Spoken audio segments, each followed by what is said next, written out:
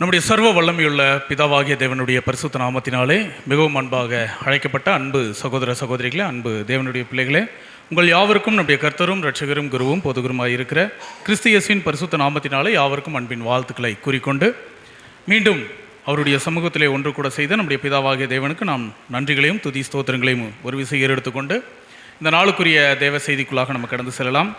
இரண்டாவது முக்கியமான பாடத்தை நம்ம இன்றைக்கி பார்க்க போகிறோம். இதுக்கு முன்னாடி பார்த்த பாடம் அதுவும் நியாயாதிபதிகள் புஸ்தகத்தில் சொல்லப்பட்ட ஒரு முக்கியமான விஷயம். அதை எப்தாவின் பொருத்தனை அப்படிங்கிற ஒரு தலைப்பிலிருந்து நம்ம பார்த்தோம். அதே மாதிரி இப்போ நம்ம பார்க்க போகிற பாடம் கூட பார்த்திங்கன்னா அதே நியாயாதிபதிகள் புஸ்தகத்தில் இருக்கக்கூடிய ஒரு முக்கியமான ஒரு சம்பவம், ஒரு சரித்திரம், உலக சரித்திரத்தில் நடந்த ஒரு முக்கியமான விஷயம், இஸ்ரேல் ஜனங்கள் மத்தியில் நடந்த ஒரு முக்கியமான சம்பவம். அந்த சம்பவத்திலிருந்து தேவன் நமக்கு கற்றுக் கொடுக்கக்கூடிய மகா பெரிய ஒரு சத்தியம் இருக்குது. இன்றைக்கி இந்த சத்தியத்தை நம்ம புரிஞ்சுக்கிறதுக்கு தேவன் நமக்கு அந்த ஒரு ஞானத்தை, அவருடைய அறிவை தேவன் நமக்கு தரணும். ஏன்னா இது அநேக சகோதர சகோதரிகளால் கண்டுபிடிக்க முடியாத ஒரு தீர்க்க தரிசனமாக, அதாவது ஒரு சம்பவமாக இருந்தது. ஆனால் நம்முடைய மூத்த சகோதரர்கள் இதை பற்றி நிறைய ஆராய்ச்சிகள் செய்து இந்த சத்தியத்தை வெளிக்கொண்டு வந்திருக்காங்க. ஸோ அதை சகோதர சகோதரிகளுக்கு முன்பாக நாங்கள் ப்ரெசன்டேஷன் பண்ணுறதுல நாங்கள் ரொம்ப சந்தோஷப்படுறோம். ஸோ பாடத்தினுடைய தலைப்பு நம்முடைய அன்பு சகோதரர் சொன்னார் இல்லைங்களா, துண்டிக்கப்பட்ட லேவியனின் மறுமனையாட்டி அப்படிங்கிறது தான் இப்போ நம்ம பார்க்க போகிற பாடத்தினுடைய தலைப்பு. இந்த சம்பவம் எங்கே இருக்குது அப்படின்னா நியாயாதிபதிகள் புஸ்தகத்துடைய கடைசி பகுதிகளில் வரக்கூடிய ஒரு சம்பவம். அந்த சம்பவத்தை இப்போ நம்ம படிக்க போகிறோம். ரொம்ப மனசுக்கு ரொம்ப வலி தரக்கூடிய, அதை படிக்கும்போதே பார்த்திங்கன்னா ஒரு கஷ்டம் நம்ம மனசில் ஏற்படுற மாதிரியான ஒரு சம்பவம் நடந்திருக்கு. அந்த நடந்த சம்பவத்தை தான் இன்றைக்கி நம்ம எடுத்து அது ஏன் தேவன் பைபிளுக்குள்ளே வச்சுருக்கிறார் அப்படிங்கிறத நம்ம பார்க்கணும். ஏன்னா தேவன் காரணம் இல்லாமல் பைபிளுக்குள்ளே எந்த ஒரு சத்தியத்தையும் அவர் வைக்க மாட்டார். பைபிளுக்குள்ளே ஒரு சத்தியத்தை தேவன் வைக்கிறார் அப்படின்னு சொன்னாலே கண்டிப்பாக அதை நம்ம தெரிஞ்சுக்கணும் அப்படின்னு சொல்லி அர்த்தம். அதை தெரிஞ்சுக்கிறதுக்கு தான் இந்த பாடத்தை நம்ம பார்க்க போகிறோம். அதே மாதிரி இந்த அதிகாரத்தை குறித்து நிறைய பேர் கேள்வி கேட்டாங்க. அதாவது அதில் சொல்லப்பட்டிருக்கிற அந்த சம்பவங்கள் எதை அடையாளப்படுத்துதுன்னு சொல்லி நிறைய பேர் கேள்வி கேட்டாங்க. வாட்ஸ்அப்பில் நிறையா கேள்விகள் கேட்டாங்க. ஸோ அப்படி கேள்வி கேட்டதுக்கு இன்றைக்கி பதில் நம்ம பார்க்க போகிறோம். ஸோ இது ஏற்கனவே நிறைய சகோதரர்கள் இது சம்மந்தமான நிறைய ஆராய்ச்சி பாடங்கள் அதாவது பேசியிருக்காங்க. ஆனால் இப்போ நம்ம பார்க்க போகிறது ஒரு முக்கியமான விஷயம். இதுக்கு நிறைய வசன ஆதாரங்களோடு தான் நம்ம பார்க்க போகிறோம். அதனால் சகோதர சகோதரிகள் கொஞ்சம் உன்னிப்பாக கவனிக்கும்படியாக உங்களை தாழ்மையோடு கேட்டுக்கிறோம். முதல்ல அதோடைய நிழல், அங்கே என்ன நடந்துச்சு அப்படிங்கிற சம்பவத்தை முதல்ல படிச்சிடலாம். இது எங்கே இருக்குன்னா, அதாவது நியாயாதிபதிகளின் புஸ்தகம் 19ஆம் அதிகாரத்தில் 1 கடைசி வசனங்கள் வரைக்கும் இருக்கக்கூடிய ஒரு முக்கியமான சம்பவத்தை தான் இன்றைக்கி நம்ம பாடமாக எடுத்துக்கிட்டோம். துண்டிக்கப்பட்ட லேவியனின் மறுமனையாட்டி. சரி, அந்த வசனங்களுக்குள்ளாக நம்ம கடந்து போகலாம், வாசிக்கலாம். நியாயாதிபதிகளின் புஸ்தகம் 19ஆம் அதிகாரம் 1ஆம் வசனம். இஸ்ரேலின் ராஜா இல்லாத அந்நாட்களிலே எப்ராயிம் மலைகள் அருகே பரதேசியாய் தங்கின ஒரு லேவியன் இருந்தான். அவன் யூதாவில் உள்ள பெத்லகேம் ஊரானாகிய ஒரு ஸ்திரீயை தனக்கு மறுமனையாட்டியாக கொண்டிருந்தான்.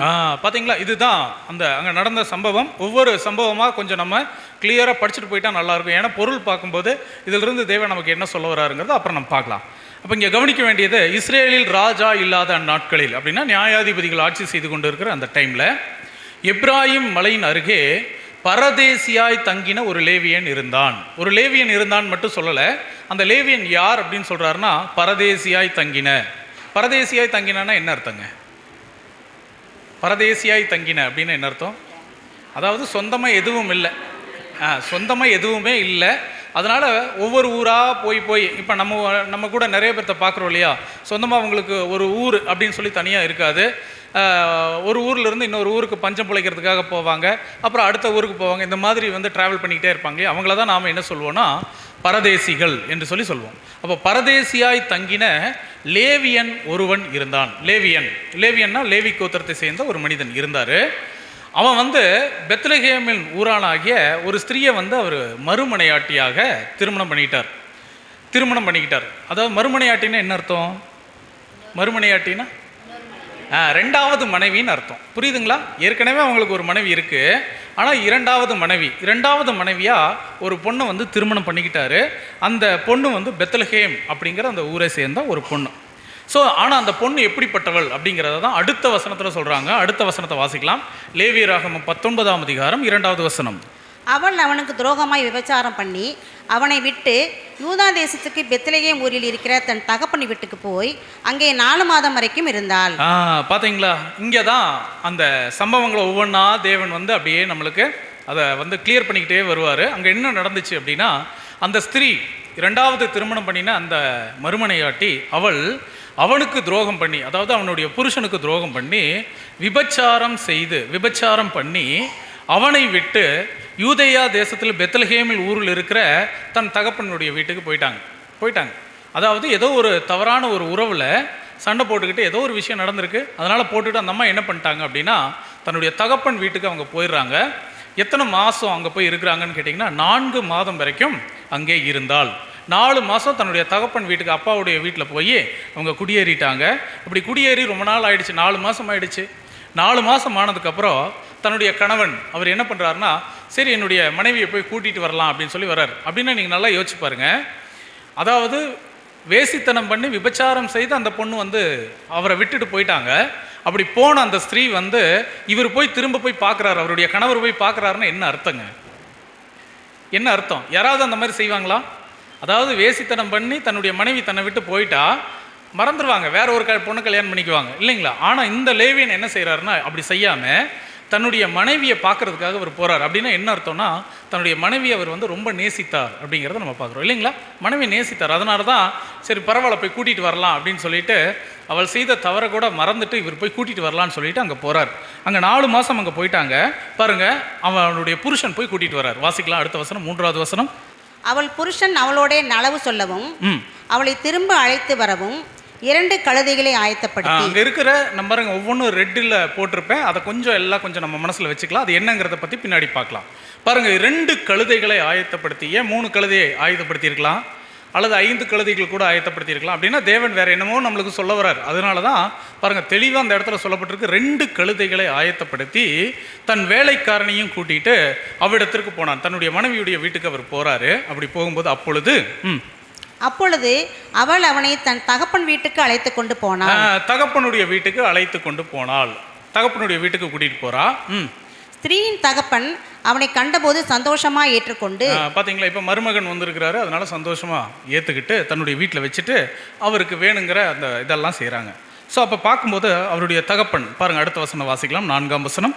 ஸ்திரீயின் தகப்பனாகிய அவனுடைய மாமன் அவனை இருத்தி கொண்டதினால் 3 நாள் அவனோடு இருந்தான். பார்த்தீங்களா, என்ன பண்ணுறாருன்னா, நீங்கள் வந்து ரொம்ப வருத்தப்படுத்துகிறார். நீங்கள் வந்து இருங்க போகாதீங்க, இருங்கன்னு சொல்லி எத்தனை நாள் அப்படின்னா 3 நாட்கள். இதையும் மனசில் வச்சுக்கலாம், 3 நாட்கள் அவனோடு இருந்தார். 3 நாள் அங்கே இருக்கிறாரு. அவர்கள் அங்கே புசித்து குடித்து தங்கினார்கள். பார்த்தீங்களா, அந்த 3 நாள் அங்கே தங்கிடுறாங்க. இப்போ 4ஆவது நாள் காலையில் எந்திரிச்சு, அதாவது போகலான்னு சொல்லி தன்னுடைய மனைவியை கூட்டிகிட்டு போகலான்னு சொல்லி அந்த லேவியன் வந்து என்ன செய்கிறாருன்னா தன்னுடைய மனைவியை கூப்பிட்றாரு. ஆனால் அங்கேயும் ஒரு சம்பவம் நடக்குது. வாசிக்கலாம் 5வது வசனம். 4ஆம் நாள் காலமே அவர்கள் எழுந்திருந்த போது அவன் பிரயாணப்படுகையில் ஸ்திரீயின் தகப்பன் தன் மருமகனை நோக்கி, கொஞ்சம் அப்பம் புசித்து உன் மனதை தேற்றிக்கொள், பிற்பாடு நீங்கள் போகலாம் என்றான். பார்த்தீங்களா, நீங்கள் மறுபடியும் போகலான்னு சொல்லி மறுபடியும் அவங்க என்ன பண்ணுறாங்கன்னா அவங்கள வந்து தடை பண்ணுறாங்க, நீங்கள் போக வேண்டாம் அப்படின்னு. இதெல்லாம் தான் நம்ம கவனிக்க வேண்டியதாக இருக்குது. இது செய்யறது யார் அப்படின்னா அந்த மகளுடைய தகப்பன், அப்பா. அவர் என்ன சொல்ல அதாவது மாமனார் என்ன சொல்கிறாருன்னா, நீ போக வேண்டாம் அப்படின்னு சொல்லி அவங்கள வந்து ரொம்ப வருத்தப்படுத்துகிறாங்க. அப்போது அவர் மறுபடியும் பாருங்கள் அவங்க உட்கார்ந்துடுறாங்க. வாசிக்கலாம், இது 4ஆவது நாள் நடக்குது, நல்லா கவனிங்க. இது 4ஆவது நாள். அடுத்தது அவர்கள் உட்கார்ந்து இருவரும் கூட புசித்து குடித்தார்கள். ஸ்திரீயின் தகப்பன் அந்த மனுஷனை பார்த்து, நீ தயவு செய்து உன் இருதயம் மகிழ்ச்சி அடைய ராத்திரிக்கும் இரு என்றான். இந்த ராத்திரிக்கும் நீ இருக்கணும் அப்படின்னு சொல்லி அவர் வந்து சொல்றாரு. அப்படி சொல்லும்போது பாருங்க, அவர் நைட்டு தங்கிட்டு இப்போ 5ஆவது நாள் தான் அவர் கிளம்புறாரு. வாசிக்கலாங்க 7வது வசனம். அப்படியே போகிறதற்கு அந்த மனுஷன் எழுந்தபோது அவனுடைய மாமன் அவனை வருந்தி கொண்டதினால் அவன் அன்று ராத்திரியும் அங்கே இருந்தான். அன்னைக்கு நைட்டும் அவர் அங்கேயே தங்கிறார். இது எத்தனாவது நாள்? 4ஆவது நாள் நைட்டு. 4ஆவது நாள் நைட்டும் அவர் அங்கேயே தங்கிடுறாரு. இப்போ 5ஆவது நாள் அங்கே ஸ்டார்ட் ஆகுது. 5ஆவது நாள் படிக்கலாம். 5ஆவது நாள். 5ஆம் நாளிலே அவன் போகிறதற்கு அதிகாலமே எழுந்திருந்த போது ஸ்திரீயின் தகப்பன் இருந்து உன் இருதயத்தை தேட்டுக்கொள் என்றான். மறுபடியும் அதே வார்த்தையை தான் சொல்கிறாங்க, நீங்கள் போக வேண்டாம், இருங்க, மறுபடியும் விருந்தெல்லாம் இன்னும் கொஞ்சம் நாள் அப்படின்னு சொல்லி. ஆனால் நம்ம பழமொழி தமிழில் சொல்லுவோம் இல்லையா, விருந்தும் எத்தனை நாளைக்கு? 3 நாளைக்கு தான். 3 நாள் தாண்டிடுச்சுன்னு வச்சுக்கோங்களேன். ஒருவேளை அப்படிங்க இது நடந்திருக்குமோ? மூஞ்சில் அடிக்கிற மாதிரி சாப்பாடு கொண்டு வந்து போட்டாங்களோ அதெல்லாம் தெரியாது. ஆனால் இப்போ 3 நாள் முடிஞ்சு 4வது நாள், ஆனால் அவர் தான் வருத்துறாரு, இல்லை நீ போவேணான்னு அவர் தான் நிறுத்திக்கிட்டே இருக்காரு. இப்போ 5வது நாள் ஆயிடுச்சு. 5வது நாள் ஆனதுக்கப்புறமும் அவர் விடமாட்டேங்கிறார். அப்படிங்கிறப்ப சரி 5வது நாளும் அவர் அங்கே தான் தங்குறாரு. ஆனால் சாயங்கால நேரத்தில் அவர் கிளம்புறாரு. வாசிங்களேன், மறுபடியும் வாசிங்க சிஸ்டர், முதல்லேருந்தே வாசிங்க. 5ஆம் நாளிலே அவன் போகிறதற்கு அதிகாலமே எழுந்திருந்த போது ஸ்திரீயின் தகப்பன் இருந்து உன் இருதயத்தை தேற்றுக்கொள் என்றான். அப்படியே அந்தி நேரம் மட்டும் தாமதித்திருந்து இருவரும் போஜனம் பண்ணினார்கள். அந்தி நேரம் அப்படின்னா சாயங்காலம் வரைக்கும் இவங்க இருந்து என்ன பண்ணிட்டு இருக்காங்க, சாப்பிட்டுட்டு அந்த மதியான சாப்பாடு எல்லாத்தையும் முடிச்சுட்டு சாயங்காலம் வரைக்கும் அவங்க அங்கே தான் இருக்கிறாங்க. அப்படி இருக்கும்போது மறுபடியும் பாருங்க, அவர் என்ன சொல்றாரு தெரியுங்களா? அவருடைய மாமனார் ரொம்ப நல்ல மாமனாராக இருப்பாராட்டுருக்குது. நம்ம வீட்டுக்கெல்லாம் யாராவது வந்துட்டாங்கன்னு வச்சுக்கோங்களேன், இவங்களை எப்படிரா துரத்துறது இல்லைங்களா? 2 நாள் ஓகே, 3வது நாள் கூட ஓகே, 4வது நாள் அவங்களை எப்படியாவது துரத்தியே ஆகணும் அப்படிங்கிற மாதிரி கொஞ்சம் உப்பு எச்சா போடுவோம், சர்க்கரை கொஞ்சம் எச்சா போடுவோம். ஸோ இந்த மாதிரிலாம் வேலையெல்லாம் பண்ணுவோம் இல்லையா? ஆனால் பாருங்கள், இவர் அப்படியெல்லாம் விட மாட்டேங்கிறார். அவர் என்ன செய்கிறாருன்னா, இல்லை அப்படியெல்லாம் நீங்கள் போக வேண்டாம், இருங்கன்னு மறுபடியும் 5வது நாளும் அவர் என்ன பண்ணுறாருன்னா வருத்தப்படுத்துறாரு. ஆனால் சாயங்காலத்தில் கிளம்பலான்னு சொல்லி வாசிக்கலாங்க. நியாயாதிபதிகள் 19:9. பின்பு அவனும் அவன் மறுமனையாட்டியும் அவன் வேலைக்காரனும் போகிறதற்கு எழுந்திருந்த போது ஸ்திரீயின் தகப்பனாகிய அவனுடைய மாமன், இதோ பொழுது அஸ்தமிக்கிற போது சாயங்காலமும் ஆயிற்று, அங்கே ராத்திரிக்கு இருங்கள், பார் மாலை மயங்குகிற வேலையாயிற்று, உன் இருதயம் சந்தோஷமாயிருக்கும்படி அங்கே ராத்தங்கி நாளை இருட்டோடு எழுந்திருந்து உன் வீட்டுக்கு போகலாம் என்றான். காலையில் அதிகாலையில் நம்ம கூட சொல்லுவோம் இல்லைங்களா, காலையில் நேரத்தில் 5 மணிக்கு உங்களை பஸ் வச்சு விட்டுறாங்க பிரதர், இருங்க அப்படின்னு சொல்லுவோம் இல்லையா? அந்த மாதிரி தான் அவரு சொல்கிறார். அதிகாலையில் நான் உங்களை அனுப்பிச்சி வச்சிடுறேன், அதனால் நீ தயவு செஞ்சு தங்கு அப்படின்னு சொல்கிறப்ப இவருக்கு புரிஞ்சு போச்சு, இவர் நம்மளை விடமாட்டார் போல் இருக்குது. அதனால் இல்லை முடியாது, நான் கிளம்புறேன்னு சொல்லிட்டு இவங்க என்ன செய்கிறாங்கன்னா, எத்தனாவது நாள் கிளம்புறாங்க தெரியுங்களா? எத்தனாவது நாளுங்க? 5வது நாள் சாயங்காலம் கிளம்புறாங்க. 5வது நாள் சாயங்காலத்தில் இவங்க என்ன செய்கிறாங்கன்னா பாருங்கள், வாசிக்கலாம். நியாயாதிபதிகள் 19:10. அந்த மனுஷனோ ராத்திரிக்கு இருக்க மனமில்லாமல் 2 கழுதைகள் மேலும் சேணம் வைத்து தன் மறுமனையாட்டியை கூட்டிக் கொண்டு எழுந்து புறப்பட்டு எருசலேமாகிய எபூசுக்கு நேராக வந்தான். எபூசு அப்படிங்கிற ஒரு பட்டணத்துக்கு நேராக இவர் போயிட்டு இருக்கார், டிராவல் பண்ணுறார். தன்னுடைய மனைவியும் கூப்பிட்டுட்டு கழுதையெல்லாம் எடுத்துகிட்டு சேனமெல்லாம் கட்டி, அதாவது அடுத்த வேளை சாப்பாடு வேணுமே அதெல்லாம் வாங்கி கட்டிக்கிட்டு இவர் கிளம்பிட்டார். அப்படியே அவர் போயிட்டு இருக்கும்போது எபூசு அப்படிங்கிற ஒரு பட்டணத்துக்கு வராங்க. அங்கே நிறைய புறஜாதிகள் குடியிருக்கிறாங்க. அந்த இடத்துல நிறைய புறஜாதிகள் குடியிருக்கிறாங்க. அந்த புறஜாதிகளுடைய பட்டணங்களுக்குள்ளே நம்ம போயிட வேண்டாம், நம்மளுக்கு பாதுகாப்பு இல்லை. ஏன்னா ஒரு கணவன் மனைவி வந்திருக்கிறாங்க. இப்போது ஆணுக்கு ஒன்றும் பெருசாக பிரச்சனை இருக்காது, ஆனால் பெண்களுக்கு நிறைய பிரச்சனை இருக்கும் இல்லையா? அந்த மாதிரியான ஒரு பிரச்சனை வந்துடக்கூடாதுங்கிறதுக்காக இவங்க என்ன செய்கிறாங்கன்னு, இல்லை வேண்டாம், நம்ம புறஜாதி பட்டணத்தில் போய் நம்ம தங்க வேண்டாம், மாற நம்முடைய அதாவது இஸ்ரேல் ஜனங்களில், அதாவது கிபியோன்கிற ஒரு பட்டணம் இருக்குது. அந்த பட்டணத்தில் யார் குடியிருக்காங்கன்னு கேட்டிங்கன்னா, அங்கே பென்யமின் கோத்திரத்தை சேர்ந்தவங்க அங்கே குடியிருக்காங்க. அதனால் அந்த பட்டணத்துக்குள்ளே போயிடலாம். ஏன்னா இப்போ நைட்டு ட்ராவல் பண்ணக்கூடாது, அது நல்லது இல்லை, அதனால் நம்ம அந்த பட்டணத்துக்கு போகலான்னு சொல்லி இவங்க கிளம்புறாங்க. வாசிக்கலாம் 11வது வசனம். அவர்கள் எபூசுக்கு சமீபமாய் வருகையில் பொழுது போகிறதா இருந்தது. அப்பொழுது வேலைக்காரன் தன் எஜமானியை நோக்கி, எபூசியர் இருக்கிற இந்த பட்டணத்திற்கு போய் அங்கே ராத்தங்கலாம் என்றான். அந்த பட்டணத்துக்கு போகலான்னு சொல்றாரு அந்த வேலைக்காரன். அதற்கு அவன், எஜமான் நம் வழியை விட்டு இஸ்ரேல் புத்திரர் இல்லாத மறுஜாதியார் இருக்கிற பட்டணத்துக்கு போகப்படாது, மறுஜாதியார் இருக்கிற அந்த பட்டணங்களுக்கு போகக்கூடாது, அங்கே வேண்டாம், அங்கே போக வேண்டாம், அப்பாலே கிபியா மட்டும் போவோம் என்று சொல்லி கிபியா வரைக்கும் போயிடலாம், இவ்வளோ தூரம் வந்துட்டோம், வேற வழியாக போய் அந்த கிபியாவுக்கு போயிடலாம், ஏன்னா அங்கே இருக்கக்கூடிய ஜனங்கள் நம்முடைய ஜனங்களாக இருக்கிறதுனால அங்கே போய் சேஃப்டியாக நம்ம தங்கிக்கலாம் அப்படின்னு சொல்லிட்டு அந்த பட்டணத்துக்குள்ளே போகிறாங்க. வாசிக்கலாங்க அடுத்த வசனம். தன் வேலைக்காரனை பார்த்து, நாம் கிபியாவிலும் ராமாவிலாகிலும் ராத்தங்கும்படிக்கு அவைகளின் ஒரு இடத்துக்கு போய் சேரும்படி நடந்து போவோம் வா என்றான். நடந்து போலாம் வா அப்படின்னு சொல்லிட்டு பாருங்க, இப்போ நேராக கிபியா பட்டணத்துக்கு நேரம் இவங்க நடந்து போகிறாங்க. வாசிக்கலாம். அப்படியே அப்பாலே நடந்து போனார்கள். பென்யமீன் நாட்டை சேர்ந்த கிபியாவின் கிட்ட வருகையில் சூரியன் அஸ்தமனமாயிற்று. பென்யமீன் நாட்டை சேர்ந்த அந்த ஜனங்கள் அங்கே தான் குடியிருக்கிறாங்க. ஒவ்வொரு கோத்திரத்துக்கும் ஒவ்வொரு பகுதிகளை தேவன் பிரித்து கொடுத்தார் இல்லைங்களா? அப்போ அவர்கள் குடியிருந்த பகுதி பேர் பென்யமீன். அந்த ஜனங்கள் குடியிருந்த பகுதி தான் அந்த கிபியா. அந்த கிபியா பட்டணத்துக்குள்ளே வந்துடுறாங்க. கரெக்டாக அந்த பட்டணத்துக்குள்ளே வரும்போது சூரியன் அஸ்தமனம் ஆயிற்று. அப்படின்னா என்ன அர்த்தங்க? இருட்டாயிடுச்சு. சூரியன் போயிடுச்சு, இருட்டாயிடுச்சு. அப்படின்னா அதாவது ஒரு அடுத்த நாள் ஆக்சுவலாக ஸ்டார்ட் ஆயிரும். ஏன்னா யூதர்களுடைய காலண்டர் படி சாயங்காலம் 6 மணிக்கு அவங்களுக்கு அடுத்த நாள் ஸ்டார்ட் ஆயிரும். இப்போ எத்தனாவது நாள் ஆரம்பிச்சிருச்சுன்னா 5வது நாள் இவங்க ட்ராவல் பண்ணுறாங்க. 6வது நாள் ஸ்டார்ட் ஆகிடுச்சு, நைட்டு ஸ்டார்ட் ஆகிடுச்சு. அதனால் இங்கே அஸ்தமனம் ஆயிடுச்சு. அந்த சூரியன் அஸ்தமனம் ஆன உடனே இப்போ நேரம் அவங்க என்ன செய்கிறாங்கன்னு பாருங்கள். வாசிக்கலாம் அடுத்தது 15வது வசனம். ஆகையால் கிபியாவிலே வந்து தங்கும்படிக்கு வழியை விட்டு அவ்விடத்திற்கு போனார்கள். அவன் பட்டணத்துக்குள் போனபோது தங்குகிறதுக்கு அவர்களை வீட்டிலே சேர்த்துக்கொள்வார் இல்லாததினால் வீதியில் உட்கார்ந்தான். பார்த்தீங்களா, யாரும் வீட்டுக்குள்ளே சேர்த்துக்கிறதுக்கு இல்லை. ஏன்னா சாயங்காலம் ஆயிடுச்சு, அதாவது இருட்டே ஆகிப்போச்சு. இருட்டு ஆயிடுச்சுன்னா யாரும் அவ்வளோ சீக்கிரம் வீடுகள்லாம் திறக்க மாட்டாங்க. ஏன்னா அந்த காலப்பகுதியில் புறஜாதிகள் கிட்டேருந்து திடீர்னு ஏதாவது எதிரிகள் வந்து திடீர்னு அவங்க மேலே படையெடுத்து வந்துடுவாங்க, திடீர்னு யாராவது அதாவது வேவுக்காரர்கள் வந்துடுவாங்க. அந்த மாதிரி நிறைய பிரச்சனைகள் இருந்ததுனால சாயங்காலம் ஆயிடுச்சு, இருட்டு ஆயிடுச்சுன்னு சொன்னாலே கதவையெல்லாம் சாத்திடுவாங்க, யாரையும் உள்ளே விட மாட்டாங்க. அதனால் அந்த பட்டணத்தார் என்ன பண்ணிட்டாங்க, எல்லாரும் வீட்டுக்குள்ளே போய் கதவை சாத்திட்டாங்க. இவங்க 2 பேர், அதாவது குறிப்பாக அந்த கணவன் மனைவி அவங்க வேலைக்காரங்க அந்த கழுதைகள்லாம் கூட்டிகிட்டு வந்து எல்லாரும் என்ன பண்ணுறாங்கன்னா வீதியில் வந்து நின்றுட்டுருக்காங்க, வெளியே வந்து நின்றுட்டுருக்காங்க. அப்படி நின்றுட்டு இருக்கும்போது என்ன செய்கிறதுனே தெரியாமல் இப்போ முடிச்சுட்டு இருக்காங்க. ஏன்னா வீதியில் தங்குறது ஒரு நல்ல விஷயம் இல்லை. அதனால் ரொம்ப பயந்து அவங்க நின்றுட்டு இருக்கும்போது கரெக்டாக அந்த வழியில் ஒருத்தர் வேலை செஞ்சுட்டு தன்னுடைய வேலையெல்லாம் முடிச்சுட்டு அந்த வழியாக ஒருத்தர் வரார். அவர் யார் அப்படின்னா வாசிக்கலாங்க, அடுத்த வசனம் 16ஆம் வசனம்.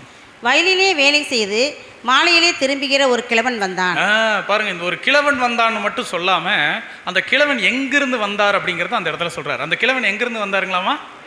வயலில் போய் வேலை செஞ்சுட்டு மாலையில வீடு திரும்புகிற ஒரு கிழவன், மாலை நேரத்தில் வீடு திரும்புகிற ஒரு கிழவன் வந்தான். இதெல்லாம் மனசில் வச்சுக்கலாம். இதெல்லாம் ஒரு ஸ்பிரிச்சுவல் மீனிங் இருக்குது. அது என்னங்கிறது அப்புறம் நம்ம பார்க்கலாம். பாருங்க, அந்த மாதிரி வந்தான். அந்த மனுஷனும் எப்ராயிம் மலைதேசத்தான். அவன் கிபியாவிலே சஞ்சரிக்க வந்தான்.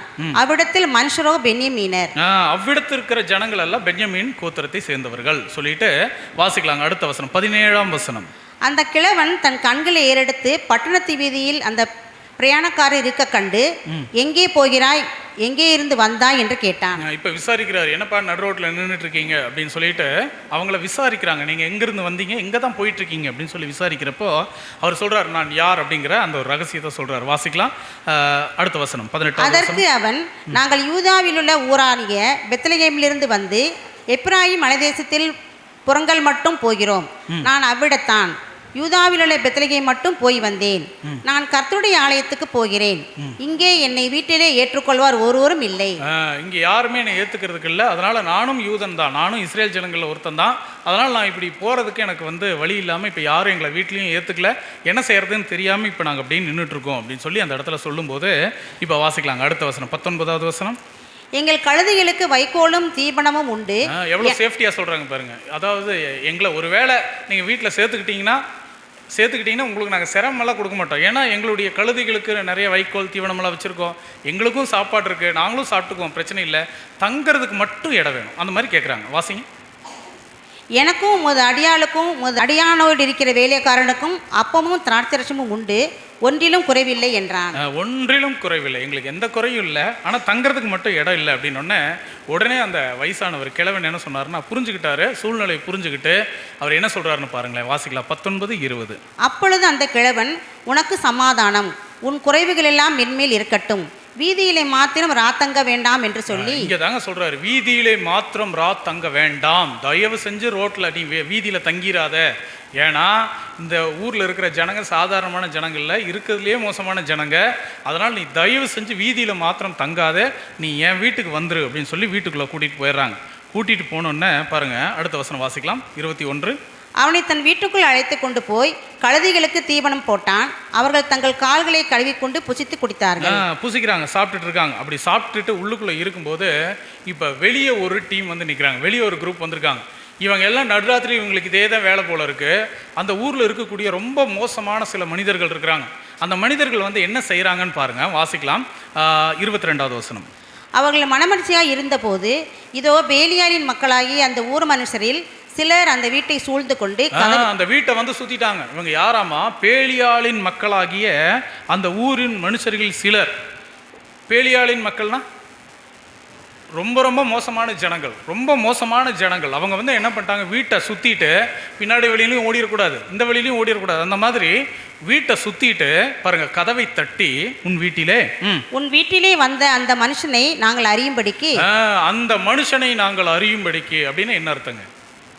இந்த மனிதர்கள் எவ்வளோ மோசமான மனிதர்களாக இருந்திருக்கிறாங்கன்னு பாருங்க. அறியும்படிக்கு அப்படின்னா என்ன அர்த்தம்னா, அதாவது அந்த காலகட்டத்திலேயே மிகப்பெரிய தவறு செய்திருக்காங்க. இவங்களும் யார் தான் அப்படின்னு கேட்டிங்கன்னா, இவர்களும் இஸ்ரேல் ஜனங்களில் ஒருத்தவங்களாக தான் இருந்திருக்கணும். ஏன்னா அந்த கிபியா பட்டணத்தில் யார் தான் இருந்தாங்க? அவங்களும் யூதர்கள், இஸ்ரேல் ஜனங்க தான், பென்யமின் கோத்திரத்தை சேர்ந்தவங்க தான். இவங்க என்ன செய்கிறாங்கன்னா, அறியும்படிக்கு அப்படின்னா என்ன அர்த்தம்னா, அதாவது அந்த மனுஷனோடு நாங்கள் வந்து வேசித்தனம் பண்ணணும் அப்படிங்கிற ஒரு அர்த்தத்தில் தான் அவங்க கேட்குறாங்க. அந்த மனுஷனை நீ அப்படின்னு அந்த ஜனங்கள் எப்படி இருந்திருக்காங்கன்னு பாருங்களேன்.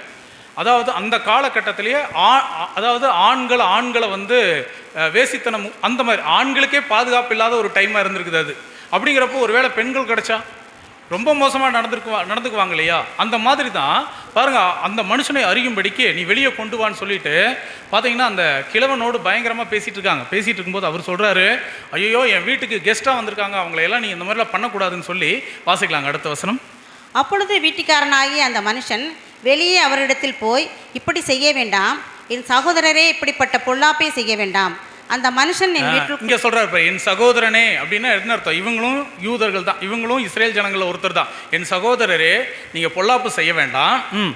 அந்த மனுஷர் என் வீட்டுக்குள் வந்திருக்கையில் இப்படி கொத்த மதிகேட்டை செய்யீர்களாக. இப்படி அறிவுகட்டத்தனமா நீங்க பண்ணிடாதீங்க, அதான் மதிகேடான காரியத்தை நீங்கள் செய்ய வேண்டாம் அப்படின்னு சொல்லி அந்த இடத்துல சொல்லும்போது பாருங்க, உடனே அந்த வயசானவர் என்ன சொன்னார்னா, அவங்க இருக்கிற கண்டிஷன் பார்த்துட்டாரு, புரிஞ்சிருச்சு, இல்லை இவங்க அவ்வளோ சீக்கிரம் போக மாட்டாங்கன்னு தெரிஞ்சதுக்கப்புறம் அவர் ஒரு முக்கியமான வார்த்தை சொல்றாரு. என்ன வார்த்தை சொல்றாருன்னு பாருங்க, வாசிக்கலாம் 24ஆம் வசனம். இதோ கன்னியாஸ்திரியாகிய என் மகளும் அந்த மனிதனுடைய மறுமனையாட்டியும் இருக்கிறார்கள், அவர்களை உங்களிடத்தில் வெளியே கொண்டு வருகிறேன், அவர்களை அவமானப்படுத்தி உங்கள் பார்வைக்கு சரிபோன பிரகாரம் அவர்களுக்கு செய்யுங்கள். ஆனாலும் இந்த மனுஷனுக்கு இப்படிப்பட்ட மதிகேடான காரியத்தை செய்ய வேண்டாம் என்றான். அந்த மனுஷனுக்கு அப்படிப்பட்ட மதிகேடான காரியத்தை செய்யாதீங்க, பதிலாக நீங்கள் வந்து இருக்கிற கண்டிஷன் பார்க்கும்போது எங்களுக்கே புரிஞ்சிருச்சு, அதனால் நான் என்ன பண்ணுறேன், எங்கள் வீட்டுக்குள்ளே அதுவும் அந்த மனுஷனுடைய மறுமனையாட்டி இருக்கிறாங்க, அந்த மறுமனையாட்டி வேணால் நீங்கள் எடுத்துக்கோங்க. அதே மாதிரி என்னுடைய மகள் கூட இருக்காங்க. அந்த மகள் யாருங்களாமா? அதாவது கல்யாணம் ஆகாத பொண்ணு, கரெக்டுங்களா? கன்னியாஸ்திரியாகி என் மகளும் அப்படின்னு சொல்லி சொல்கிறார். அப்படின்னா கல்யாணம் ஆகாத ஒரு பொண்ணு என்கிட்ட இருக்குது, அந்த பொண்ணையும் நீ வேணால் எடுத்துக்கோ, அதே நேரத்தில் அவருடைய மறுமனையாட்டி கூட எடுத்துக்கோ, தயவு செய்து அந்த மனுஷன் மேலே மட்டும் கையை வச்சிடாதீங்க அப்படின்னு சொல்லி அந்த வயசானவர் வந்து அந்த வார்த்தையை சொல்கிறார். அப்படி சொல்லும்போது ஆனாலும் இவங்க விடுறதா இல்லை, நைட்டெல்லாம் ரொம்ப டார்ச்சர் பண்ணுறாங்க, கதவை தட்டுறாங்க, என்னென்னமோ பண்ணுறாங்க. அப்படிங்கிறப்ப வேறு வழியே இல்லாமல் அந்த லேவியன் ஒரு வேலை செய்கிறார். என்ன செய்கிறாருன்னா, தன்னுடைய மறுமனையாட்டியை கொண்டு வந்து வெளியே விட்டுறார். வாசிக்கலாங்க அடுத்த வசனம். அந்த மனுஷர் அவன் சொல்லை கேட்கவில்லை. அப்பொழுது அந்த மனுஷன் தன் மறுமனையாட்டியை பிடித்து அவர்களிடத்தில் வெளியே கொண்டு வந்து விட்டான். பார்த்தீங்களா, அந்த மறுமனையாட்டியை கையை பிடிச்சி கொண்டு வந்து வெளியே விட்டுட்டார். நீ வீட்டை விட்டு வெளியே கொண்டுட்டு வந்து விட்டுட்டார். வெளியே விட்ட உடனே அந்த ஜனங்கள் பாருங்கள், எவ்வளவு கொடூரமான ஜனங்கள், எவ்வளவு மோசமான ஜனங்களாக இருந்திருக்கிறாங்க. வாசிக்கலாங்க. அவர்கள் அவளை அறிந்து கொண்டு முழுவதும் விடியற்காலம் மட்டும் அவளை லட்சையாய் நடத்தி கிழக்கு வெளுக்கும்போது அவளை போக விட்டார்கள். பார்த்தீங்களா, இரவு முழுவதும் அந்த ஸ்திரீயை ரொம்ப அவமானப்படுத்தி, எவ்வளவு மோசமான ஒரு விஷயம் இல்லைங்களா, எவ்வளவு கஷ்டப்படுத்தியிருப்பாங்க, எவ்வளவு பெரிய துன்பம் அந்த ஸ்திரீக்கு. விடிய அந்த ஸ்திரீயை ரொம்ப கஷ்டப்படுத்தி கொண்டுட்டு வந்து விடியற் காலம் ஆகும்போது கொண்டு வந்து வீட்டுக்கிட்ட விட்டுட்டு போயிட்டாங்க. அப்போ விடிய அந்த அம்மாவை ரொம்ப டார்ச்சர் பண்ணிட்டாங்க, ரொம்ப கஷ்டப்பட்டுட்டாங்க. அடுத்து நம்ம வசனங்கள் பார்ப்போம், செத்தே போயிடுச்சு அந்த அம்மா. வந்து வெளியே வந்து இருந்து அந்த வீட்டு வாசல்லாம் நம்ம இறந்தே போயிடுது. பாருங்கள், உள்ளுக்குள்ளே இவங்க இருக்காங்க, அந்த வாசலில் வந்து அந்த அம்மா விழுந்து செத்தும் போயிடுறாங்க. வாசிக்கலாங்க அடுத்த வசனம், 26வது வசனம். விடியற் காலத்திற்கு முன்னே அந்த ஸ்திரீ வந்து வெளிச்சமாக மட்டும் அங்கே நிஜமான இருந்த வீட்டு வாசற்படியிலே விழுந்து கிடந்தார். பார்த்தீங்களா, அப்போ அந்த அம்மா நடந்து தான் வந்திருக்கு, கஷ்டப்பட்டு ஏதோ நடந்து உருண்டு புரண்டு ஏதோ எங்கே வந்துருச்சுன்னா கரெக்டாக அந்த வீட்டு வாசலுக்கு வந்துருச்சு. வீட்டு வாசலில் வந்து விழுந்து, வாசற்படியில் அந்த அம்மா விழுந்துருச்சு, கீழே விழுந்து அந்த அம்மா கிடக்குறாங்க. ஸோ அந்த அம்மாவை அவர் வந்து எழுப்பி பார்க்குறாரு, எந்திரிக்கலையானோன்னா தன்னுடைய கழுதை மேலே அடுத்த வசனங்களாக பார்க்குறோம். அப்படின்னா அந்த அம்மா இறந்து போச்சு. இப்போ இறந்து போனதுக்கப்புறம் இவர் என்ன செய்கிறார் அப்படின்னா, வாசிக்கலாங்க அடுத்த வசனம், 19ஆம் அதிகாரம் 27வது வசனம். அவள் எஜமான் காலமே எழுந்திருந்து வீட்டின் கதவை திறந்து தன் வழியே போக புறப்படுகிற போது, இதோ அவன் மறுமனையாட்டியாகிய ஸ்திரீ வீட்டு வாசலுக்கு முன்பாக தன் கைகளை வாசற்படிகளின் மேலே வைத்தவளாய் கிடந்தாள். பார்த்தீங்களா, இப்போ கதவை திறந்து பார்க்கும்போது அந்த அம்மா தன்னுடைய 2 கைகளையும் எங்கே வச்சிருக்கு தெரியுங்களா? அந்த வாசற்படியில் வச்சிருக்கு. அந்த வாசற்படியில் வச்சு அங்கேயே அப்படியே செத்து போச்சு அந்த அம்மா. ஸோ இவர் எந்திரிச்சோன்னு பார்க்குறாரு, தன் வாசற்படியில் அந்த அம்மா கை. இதுக்கெல்லாம் ஒரு பெரிய அர்த்தம் இருக்குது. ஏன் வாசற்படியில் கொண்டுட்டு வந்து அந்த கைகளை வச்சு ஏன் அந்த அம்மா சாகணும்? இதெல்லாம் ஆவிக்குரிய அர்த்தத்தில் நம்ம பார்க்கலாம். இப்போ பாருங்கள், அந்த மாதிரி வச்சுட்டு அந்த அம்மா செத்து போயிடுச்சு. இவர் போய் தட்டி எழுப்புறாரு, எந்திரின்னு எழுப்புறாரு. பாருங்கள், வாசிக்கலாம் அடுத்த வசனம். எழுந்திருந்து போவோம் என்று அவன் அவளோடே சொன்னதற்கு பிரதியுத்தரம் பிறக்கவில்லை. அப்பொழுது அந்த மனுஷன் அவளை கழுதியின் மேல் போட்டுக்கொண்டு பிரயாணப்பட்டு தன் இடத்திற்கு போனான். பாத்தீங்களா, வந்த பிரயாணத்தை அவர் முடிக்கிறாரு. அந்த கழுதியின் மேல் அந்த ஸ்திரியை தூக்கி போட்டுட்டு நேராக தன்னுடைய வீட்டுக்கு போயிடறாரு. வீட்டுக்கு போனோன்னு அவர் அதுக்கப்புறம் அவர் செஞ்ச விஷயந்தான் ரொம்ப அதிர்ச்சியாக இருக்கும். அதிர்ச்சியாக ஒரு சம்பவத்தை அவர் செய்கிறார். என்ன தெரியுங்களா செஞ்சார்? அந்த மனைவியை கத்தி எடுத்து 12 துண்டுகளாக அவர் வெட்டுறார். அடுத்த வசனத்தை வாசிக்கலாம். வாசிங்களேன். 29வது வசனம். அவன் தன் வீட்டுக்கு வந்தபோது ஒரு கத்தியை எடுத்து தன் மறுமனையாட்டியை பிடித்து அவளை அவளுடைய எலும்புகளோடும் கூட 12 துண்டாக்கி இஸ்ரேலின் எல்லைகளெல்லாம் அனுப்பினான். பார்த்தீங்களா, எலும்புகளோடு கூட 12 துண்டுகளாக வெட்டி இஸ்ரேலின் எல்லையெல்லாம் அனுப்புறார். இஸ்ரேலுடைய எல்லா எல்லைக்கு 12 துண்டுகளாக வெட்டி அந்த அந்த அந்த மறுமனையாட்டியுடைய உடம்பை அந்த இஸ்ரேலினுடைய எல்லை வரைக்கும் கொண்டுட்டு போய் அங்கே கொடுத்துருங்க அப்படின்னு சொல்லி அந்த இடத்துல அவர் அனுப்பிச்சுடுறார். அப்படி அனுப்பிச்ச உடனே பாருங்கள், இதை பார்க்குற அந்த ஜனங்கள், அந்த ஊரில் இருந்த எல்லா இஸ்ரேல் ஜனங்களும் ரொம்ப பெரிய, அதாவது கவலையும் அவங்களுக்கு வந்துருச்சு, ரொம்ப அவங்களுக்கு கோபமும் வந்துருச்சு. ஏன்னா அடுத்த அதிகாரத்தில் பயங்கரமான யுத்தமே ஸ்டார்ட் ஆகுது. மிகப்பெரிய யுத்தம் அடுத்த அதிகாரத்தில் அப்படியே ஸ்டார்ட் ஆகும். ஆனால் நம்மளுக்கு இந்த ஒரு அதிகாரம் தான் பாடம். இப்போ பாருங்கள், அடுத்த வசனத்தில் என்ன நடக்குதுன்னு பார்க்கலாம். வாசிக்கலாம். நியாயாதிபதிகள் 19:30. அப்பொழுது அதை கண்டவர்கள் எல்லோரும் இஸ்ரேல் புத்திரர் எகிப்திலிருந்து புறப்பட்ட நாள் முதற்கொண்டு இந்நாள் வரைக்கும் இதை போல் ஒத்த காரியம் செய்யப்படவும் இல்லை, காணப்படவும் இல்லை. இந்த காரியத்தை யோசித்து ஆலோசனை பண்ணி செய்ய வேண்டியது என்னதென்று சொல்லுங்கள் என்றார்கள். பார்த்தீங்களா, எல்லா அவர்களுடைய மூப்பர்கள் கிட்ட போகுது, நியாயாதிபதிகள் கிட்ட போயிட்டு கடைசியாக என்னென்னா, இப்படி பண்ணிட்டாங்களே, இப்படி ஒரு சம்பவம் நடந்திருக்கு, இப்போ இதுக்கு என்ன செய்யலாம் அப்படின்னு சொல்லி எல்லாத்துக்கிட்டையும் ஆலோசனை பண்ணுறாங்க. அப்புறம் அடுத்த அதிகாரத்தில் யுத்தத்துக்கு போகிறாங்க. ஸோ இப்போ பாருங்கள், என்ன கேள்வி கேட்க வேண்டியதாக இருக்குன்னா, இவ்வளோ தாங்க நடந்த சம்பவம். இந்த சம்பவத்தை பாருங்கள், நம்ம படிக்கும் போதும் நம்மளுக்கு கஷ்டமாக இருக்குது, இதை நம்ம மனசுக்குள்ளே நினைக்கும் போதும் அது கஷ்டமாக இருக்குது. இன்றைக்கி இந்த காலகட்டத்தில், இவ்வளவு அறிவு பெருத்திருக்கிற ஒரு காலத்தில் இதெல்லாம் நம்ம கண்கூட பார்க்குற ஒரு விஷயம். ஆனால் பழைய காலங்களில் இதெல்லாம் சர்வசாதாரணமாக நடக்கக்கூடிய விஷயங்களாக தான் இருந்தது. ஏன்னா இன்றைக்கெல்லாம் இவ்வளோ சிசிடிவி இருக்குது, போலீஸ் இருக்குது, சட்டம் இருக்குது, ஒழுங்குகள் இருக்குது, இவ்வளோ இருக்குது. ஆனால் அந்த காலகட்டத்தில் ராஜாக்கள் அவர்களே பார்த்திங்கன்னா ரொம்ப மோசமான ஜனங்களாக இருந்தாங்க. ராஜாக்கள் பக்கா சுயநலவாதிகளாக இருந்தாங்க. தான் நல்லா இருக்கணுங்கிறதுக்காக யாரை வேணாலும் என்ன வேணாலும் பண்ணலாங்கிற மனநிலைமையில் இருந்தாங்க. ராஜாக்களும் மோசம். அதேமாதிரி இந்த மாதிரி சட்ட ஒழுங்குகள் கிடையாது, சட்டங்கள் கிடையாது, இதை செய்யணும் இது செய்யக்கூடாதுங்கிற சட்டங்கள் கிடையாது. அப்படிங்கிறப்ப உலகத்தில் இருக்கக்கூடிய எல்லா மனிதர்களும் எப்படி தான் இருந்திருக்காங்கன்னா இந்த மாதிரி தாங்க, ரொம்ப கொடூரமுள்ள மனிதர்களாக தான் இருந்திருக்காங்க. அது மாத்திரம் இல்லை, இவங்களுக்கெல்லாம் நியாயப்பிரமாணத்தை வாங்கிட்டு வந்திருக்காங்க இந்த ஜனங்க, யூதர்கள். எதை செய்யணும் எதை செய்யக்கூடாதுன்னு சொல்லி தேவன் சட்டமே கொடுத்துருக்கிறார். அதையெல்லாம் மீறி இவங்க என்ன பண்ணியிருக்கிறாங்கன்னா ஒரு மிகப்பெரிய பாவத்தை செஞ்சுருக்கிறாங்க. அது நிமித்தம் அந்த லேவியன் அதை 12 துண்டாக வெட்டி இஸ்ரேலினுடைய எல்லையெல்லாம் கொண்டுட்டு போய் அதை கொடுத்து அந்த பிரச்சனை மிகப்பெரிய அளவில் ஆகி அதுக்கப்புறம் யுத்தமும் நடக்குது. சரி, இப்போ என்ன கேள்வினா, இவ்வளோதான் சம்பவம். இதை கேட்கும்போதே நம்மளுக்கு கஷ்டமாக இருக்குது. ஆனால் இதில் என்ன தேவனுடைய திட்டம் இருக்குது? இதில் என்ன தேவனுடைய, அதாவது தேவன் நமக்கு என்ன சொல்ல வரார் அப்படிங்கிற ஒரு கேள்வி இருக்கு இல்லைங்களா? அந்த கேள்வியை தான் அடுத்து நம்ம கண்டுபிடிக்க வேண்டியதாக இருக்குது. ஏன்னா நம்ம அதை ஏற்கனவே படிச்சிருக்கோம் இல்லையா? அதாவது கர்த்தருடைய புஸ்தகத்திலே தேடி வாசியுங்கள், இவைகளில் ஒன்றும் குறையாது, இவைகளில் ஒன்றும் ஜோடி இல்லாமல் இராது, அவருடைய வாய் இதை சொல்லிற்று, அவருடைய ஆவி அவைகளை சேர்க்கும். கர்த்தருடைய புஸ்தகத்தில் ஒரு இடத்துல ஒரு கேள்வி இருந்தால் கண்டிப்பாக இன்னொரு இடத்துல தேவன் கண்டிப்பாக பதில் வச்சிருப்பார். அது மாத்திரம் இல்லை, அடுத்த வசனத்தில் என்ன சொல்கிறாருன்னா, அவரே அவைகளுக்கு சீட்டு போட்டார். எவைகளுக்குன்னா கர்த்தருடைய புஸ்தகத்துக்கு அவரே அவைகளுக்கு சீட்டு போட்டார், அவருடைய கையே அவைகளுக்கு அளவு நூல் பகிர்ந்து கொடுத்தது அப்படின்னு இருக்கும் வசனம். பாருங்க, ஏசாயா 34:16-17 வாசிச்சிருங்களேன்.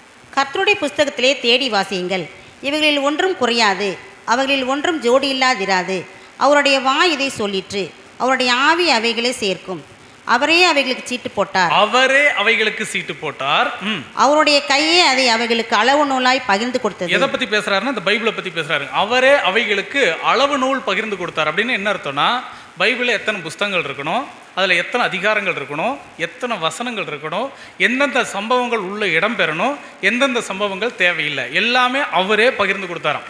உதாரணத்துக்கு சொல்லப்போனால், ஆதாம் காலத்திலிருந்து ஜலப்பிரளயம் வர்ற வரைக்கும் அந்த காலப்பகுதி நம்ம ஏற்கனவே படிச்சிருக்கோம் இல்லைங்களா? 1656 வருஷம்.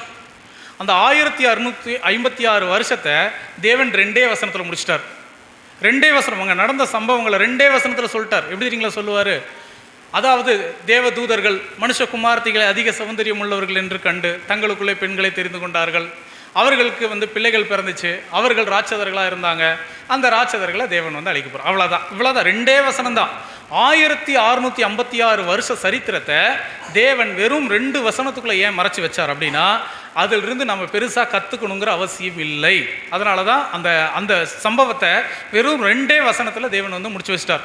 அதுக்கப்புறம் அதுக்குள்ளே உள்ளே எல்லாம் போய் நம்ம என்ன பண்ண வேண்டியது இல்லைங்க, பெருசாக ஆராய்ச்சிகள் செய்ய வேண்டிய அவசியம் இல்லை. ஏன்னா தேவன் எவ்வளவு நம்மளுக்கு வெளிப்படுத்துகிறாரோ அதை மாத்திரம் படித்தா போதுமானது. கரெக்டுங்களா? அதே மாதிரி தான் இப்போ நம்ம படித்த இந்த நியாயாதிபதிகளின் புஸ்தகம் 19ஆம் அதிகாரத்தில் இவ்வளவு மோசமான சம்பவம் நடந்திருக்கு. மிக மிக மோசமான ஒரு சம்பவம் நடந்திருக்கு. இன்னும் சொல்லப்போனால் உலகத்தார் கூட செய்யாத ஒரு மிகப்பெரிய பாவம் ஒன்று நடந்திருக்கு. அந்த பாவத்தை தேவன் நம்முடைய பரிசுத்த வேதாகமத்தில் ரெக்கார்ட் பண்ணி வச்சிட்டார், பைபிளுக்குள்ளே கொண்டு வந்துட்டார். அப்படின்னு சொன்னால் அதை நாம் சரி ஏதோ இருக்குது அப்படின்னு படிச்சுட்டு போகக்கூடாது. அதிலிருந்து தேவன் நமக்கு என்ன சொல்ல வராருங்கிறத கண்டிப்பாக நம்ம என்ன பண்ணணுங்க, தெரிஞ்சுக்கணும். அப்படி தெரிஞ்சுக்க போகிற விஷயத்துக்குள்ளே தான் இப்போ நம்ம கடந்து போகிறோம். இவ்வளோ நேரம் நம்ம பார்த்தது என்னென்னா நிழல். பைபிள் பொறுத்தளவுக்கு நிழல், பொருள் என்று சொல்லி 2 விஷயம் இருக்குது. பழைய ஏற்பாட்டு காலத்தில் இருக்கிறது எல்லாமே நிழல், புதிய ஏற்பாட்டு காலத்தில் இருக்கிறதெல்லாம் பொருள். எப்படிங்க பழைய ஏற்பாட்டு காலத்தில் இருக்கிறது நிழல்னு எப்படிங்க பிரதர் சொல்கிறீங்க அப்படின்னு சொல்லி கேட்டிங்கன்னா, அதாவது வசனம் வாசிக்கலாம். ரோமருக்கு எழுதின நிருபம் 15ஆம் அதிகாரம் 4ஆம் வசனம். தேவ வசனத்தினால் உண்டாகும் பொறுமையினாலும் ஆறுதலினாலும் நாம் நம்பிக்கையுள்ளவர் ஆகும்படிக்கு முன்பு எழுதியிருக்கிறவைகளெல்லாம் நமக்கு போதனைகளாக எழுதியிருக்கிறது. முன்பு எழுதியிருக்கிறவைகள் எல்லாமே நமக்கு போதனையாக தான் எழுதப்பட்டிருக்கு. முன்புங்கிறது பழைய ஏற்பாடு. பழைய ஏற்பாட்டு காலத்தில் எழுதப்பட்ட எல்லா விஷயமே நமக்குன்னா புதிய ஏற்பாட்டு காலத்தில் வாழ்ந்துக்கிட்டு இருக்கிற நமக்கு அது போதனையாக எழுதப்பட்டிருக்கிறது. ஏதோ அது யாருக்கோ எழுதினாரு, அது அவங்க படிச்சுக்கிட்டோம், அப்படி இல்லை. அங்கே எழுதப்பட்ட எல்லாமே புதிய ஏற்பாட்டு காலத்தில் வாழ்ந்துக்கிட்டு இருக்கிற நமக்காக எழுதப்பட்டிருக்கிறது அப்படின்னு சொல்லி சொல்கிறார் இல்லைங்களா? இன்னொரு வசனம் கூட வாசிக்கலாம். 1 கொரிந்தியர் 10ஆம் அதிகாரம் 11வது வசனம். இவைகள் எல்லாம் திருஷ்டாந்தங்களாக நமக்கு சம்பவித்தது, அவர்களுக்கு சம்பவித்தது, உலகத்தின் முடிவு காலத்தில் உள்ள நமக்கு எச்சரிப்பு உண்டாகும்படி எழுதப்பட்டும் இருக்கிறது. பார்த்தீங்களா, இங்கே சொல்கிறார் இவைகள் எல்லாம் திருஷ்டாந்தங்களாக. திருஷ்டாந்தம் அப்படிங்கிற ஒரு வார்த்தை இருக்கு இல்லையா? அந்த வார்த்தைக்கு ஆங்கிலத்தில் என்ன வார்த்தை இருக்குன்னா, அதாவது மூலப்பிரதியில் டியூபோஸ் அப்படிங்கிற வார்த்தை கொடுத்துருக்குறாங்க. டியூபோஸ் அப்படின்னா, டியூபோஸ் அப்படின்னு சொன்னாலே டைப் என்று சொல்லி அர்த்தம். டைப் அப்படின்னு சொல்லி அர்த்தம். அந்த டியூபோஸுங்கிற வார்த்தையிலேருந்து வந்தது தான் டைப் ரைட்டிங். நம்ம சொல்லுவோம் இல்லையா, டைப் ரைட்டிங்கில் பார்த்தீங்கன்னா அந்த டைப் மிஷினில் வந்து இங்கே வந்து பி அப்படிங்கிற ஒரு லெட்டர் அடித்தோன்னு வச்சுக்கோங்களேன், அங்கே ஒரு பின்னு விழுகும். அப்போ இங்கே ஒரு பி இருக்குது, அங்கே ஒரு பி இருக்குது. புரியுதுங்களா? இங்கே ஒரு ஏ இருக்குது, அங்கே ஒரு ஏ, இங்கே ஒரு இசட் இருக்குது, அங்கே ஒரு இசட் இருக்குது இல்லையா? அதைத்தான் டியூபோஸ் அப்படிங்கிற வார்த்தை, அதுலேருந்து வந்தது தான் டைப் ரைட்டிங். அப்படின்னா பழைய ஏற்பாட்டு காலத்தில் நடந்த விஷயங்கள் எல்லாமே என்னவாமா, டைப்பாக. நிழல் மாத்திரம் தானா? பொருளுங்கிறது என்னவாமா, புதிய ஏற்பாட்டு காலத்தில் நடக்கிறது தான். புதிய ஏற்பாட்டு காலத்தில் நடக்கிறது. இப்போ நிழல் முக்கியமா, பொருள் முக்கியமா? இப்போ நான் நின்றுட்டு இருக்கேன்னா என்னுடைய நிழல் விழுகுது பின்னாடி, என்னுடைய நிழலை பார்த்து இதுதான் ராஜேஷ் பிரதர்னு சொல்ல முடியுமா? சொல்ல முடியாது. நிழலுங்கிறது ஒன்று இருக்குது, ஆனால் நிழல் முக்கியம் இல்லை, பொருள் தான் முக்கியம். புரியுதுங்களா? அப்படின்னா பழைய ஏற்பாட்டு காலத்தில் நடந்த அந்த சம்பவம் நிழல் மாத்திரம்தான், அது ஹிஸ்ட்ரி மட்டும்தான், சரித்திரம் மட்டும்தான். ஆனால் பொருள் அப்படிங்கிறது இதில் இருக்கக்கூடிய ஆவிக்குரிய அர்த்தங்கள் அப்படியே புதிய ஏற்பாட்டு காலத்தில் மாறும். அப்படி மாறி தான் தேவன் நமக்கு ஒரு சத்தியத்தை இன்றைக்கி நமக்கு புரிய வைக்க போகிறார். அதுதான் இந்த நியாயாதிபதிகள் 19ஆம் அதிகாரத்தினுடைய விளக்கம், 19ஆம் அதிகாரத்துடைய விளக்கம். சரி, இப்போ நம்ம என்ன பண்ணலான்னா இதுக்குள்ளே ஒவ்வொன்றா உள்ளே போக போகிறோம். மறுபடியும் இதிலிருந்து தேவன் என்ன சொல்ல வரார் அப்படிங்கிறத நம்ம கிளியர் பண்ண போகிறோம். இதில் ஒரு சில கேரக்டர்ஸ் வந்தாங்க, மொத்தம் 6 முக்கியமான கேரக்டர்ஸ் இதுக்குள்ளே வராங்க. அந்த கேரக்டர்ஸ் எல்லாம் கொஞ்சம் மறுபடியும் நம்ம ரீகால் பண்ணிக்கலாம். ஃபஸ்ட்டு கேரக்டர் யாருன்னா ஒரு லேவியன், ரொம்ப ரொம்ப முக்கியமான கேரக்டர் இல்லைங்களா? இந்த லேவியன் யாருன்னு சொல்லி பார்த்தோம், பரதேசியாய் சுற்றி திரிந்த ஒரு லேவியன். கரெக்டுங்களா? ஸோ இது யார் அப்படிங்கிறத நம்ம கண்டுபிடிக்கணும்.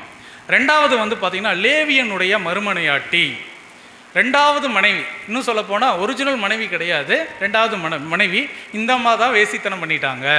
கரெக்டுங்களா? விபச்சாரம் பண்ணிட்டாங்க. ஸோ இதுதான் ரெண்டாவது, லேவியனுடைய மறுமனையாட்டி. அடுத்தது மறுமனையாட்டியுடைய தகப்பன் ஒருத்தர் இருக்கிறார். இவர் தான் விடவே மாட்டேங்கிறார், எங்கள் வீட்லேயே இருங்க, எங்கள் வீட்டில் பாச மலையை பொழிஞ்சிட்டார் இல்லைங்களா? பாச மலையை தான் அவர் பொழிஞ்சிருக்கிறார். மருமகனை யார் அந்த மாதிரிலாம் வச்சுக்க மாட்டாங்க, ஆனால் அவர் அப்படி தான் வச்சுக்கிறார், விடவே மாட்டேங்கிறார். அப்போ பாருங்கள், அந்த மறுமனையாட்டினுடைய தகப்பன் இவர் யார்? அடுத்தது ஒரு கேரக்டர் ஒருத்தர் வரார், அந்த வயதான கிழவன் ஒருத்தர் வரார். இவரை பற்றி தான் நம்ம வசனத்தில் படித்தோம். அதாவது வயலில் வேலை செஞ்சுட்டு மாலை நேரத்தில் வீடு திரும்புகிற ஒரு கிழவன் பார்த்தோம் இல்லைங்களா? அப்படின்னா அதில் ஒரு பெரிய அர்த்தம் இருக்குது. அந்த வயல்லிருந்து வெளியே வந்த அந்த வயதான கிழவன் அது யாருக்கு அடையாளமாக வேதம் சொல்லுது. அடுத்தது அந்த ஊரில் இருந்த அந்த பேலியாளின் மக்கள், இந்த இதுக்கு வந்து இவங்க தான் வில்லன்கள். ஒரு ஹீரோ இருப்பார், ஒரு ஹீரோயின் இருப்பாங்க, வில்லன்கள் இருப்பாங்க இல்லையா, அந்த மாதிரி தான் ஒரு சினிமானா அந்த மாதிரி தான் இவங்கெல்லாம் வில்லன்கள். இந்த அதாவது பேலியாளின் மக்கள் யார் அப்படிங்கிறத நம்ம பார்க்கணும். சம்மந்தமே இல்லாமல் பாருங்கள், ஒரு வீட்டுக்குள்ளே ஒரு பொண்ணு இருந்துச்சு. அந்த பொண்ணு யாருன்னா கன்னிகை இல்லைங்களா, கல்யாணம் ஆகாத ஒரு பொண்ணு. ஸோ அது இருந்தாங்க அந்த வீட்டுக்குள்ளே. அப்போ அந்த வீட்டுக்குள்ளே பாதுகாப்பாக இருந்தது 3 பேர் தான். யார் யார் அப்படின்னா அந்த லேவியன், அப்புறம் அந்த கன்னிகை, அதுக்கப்புறம் அந்த வயதான கிழவன். இவங்க வீட்டுக்குள்ளே இருந்துட்டாங்க. ஆனால் ரொம்ப பெரிய பாதிப்புக்குள்ளே போனது யாருன்னா அந்த லேவியனுடைய மறுமனையாட்டி. அவங்க தான் ரொம்ப பெரிய பிரச்சனைக்குள்ளே போயிட்டாங்க. சரி, இப்போ நாம் என்ன பண்ண போகிறோன்னா இதிலிருந்து தேவன் நமக்கு என்ன சொல்ல வரார் அப்படிங்கிறத நம்ம கண்டுபிடிக்கணும்.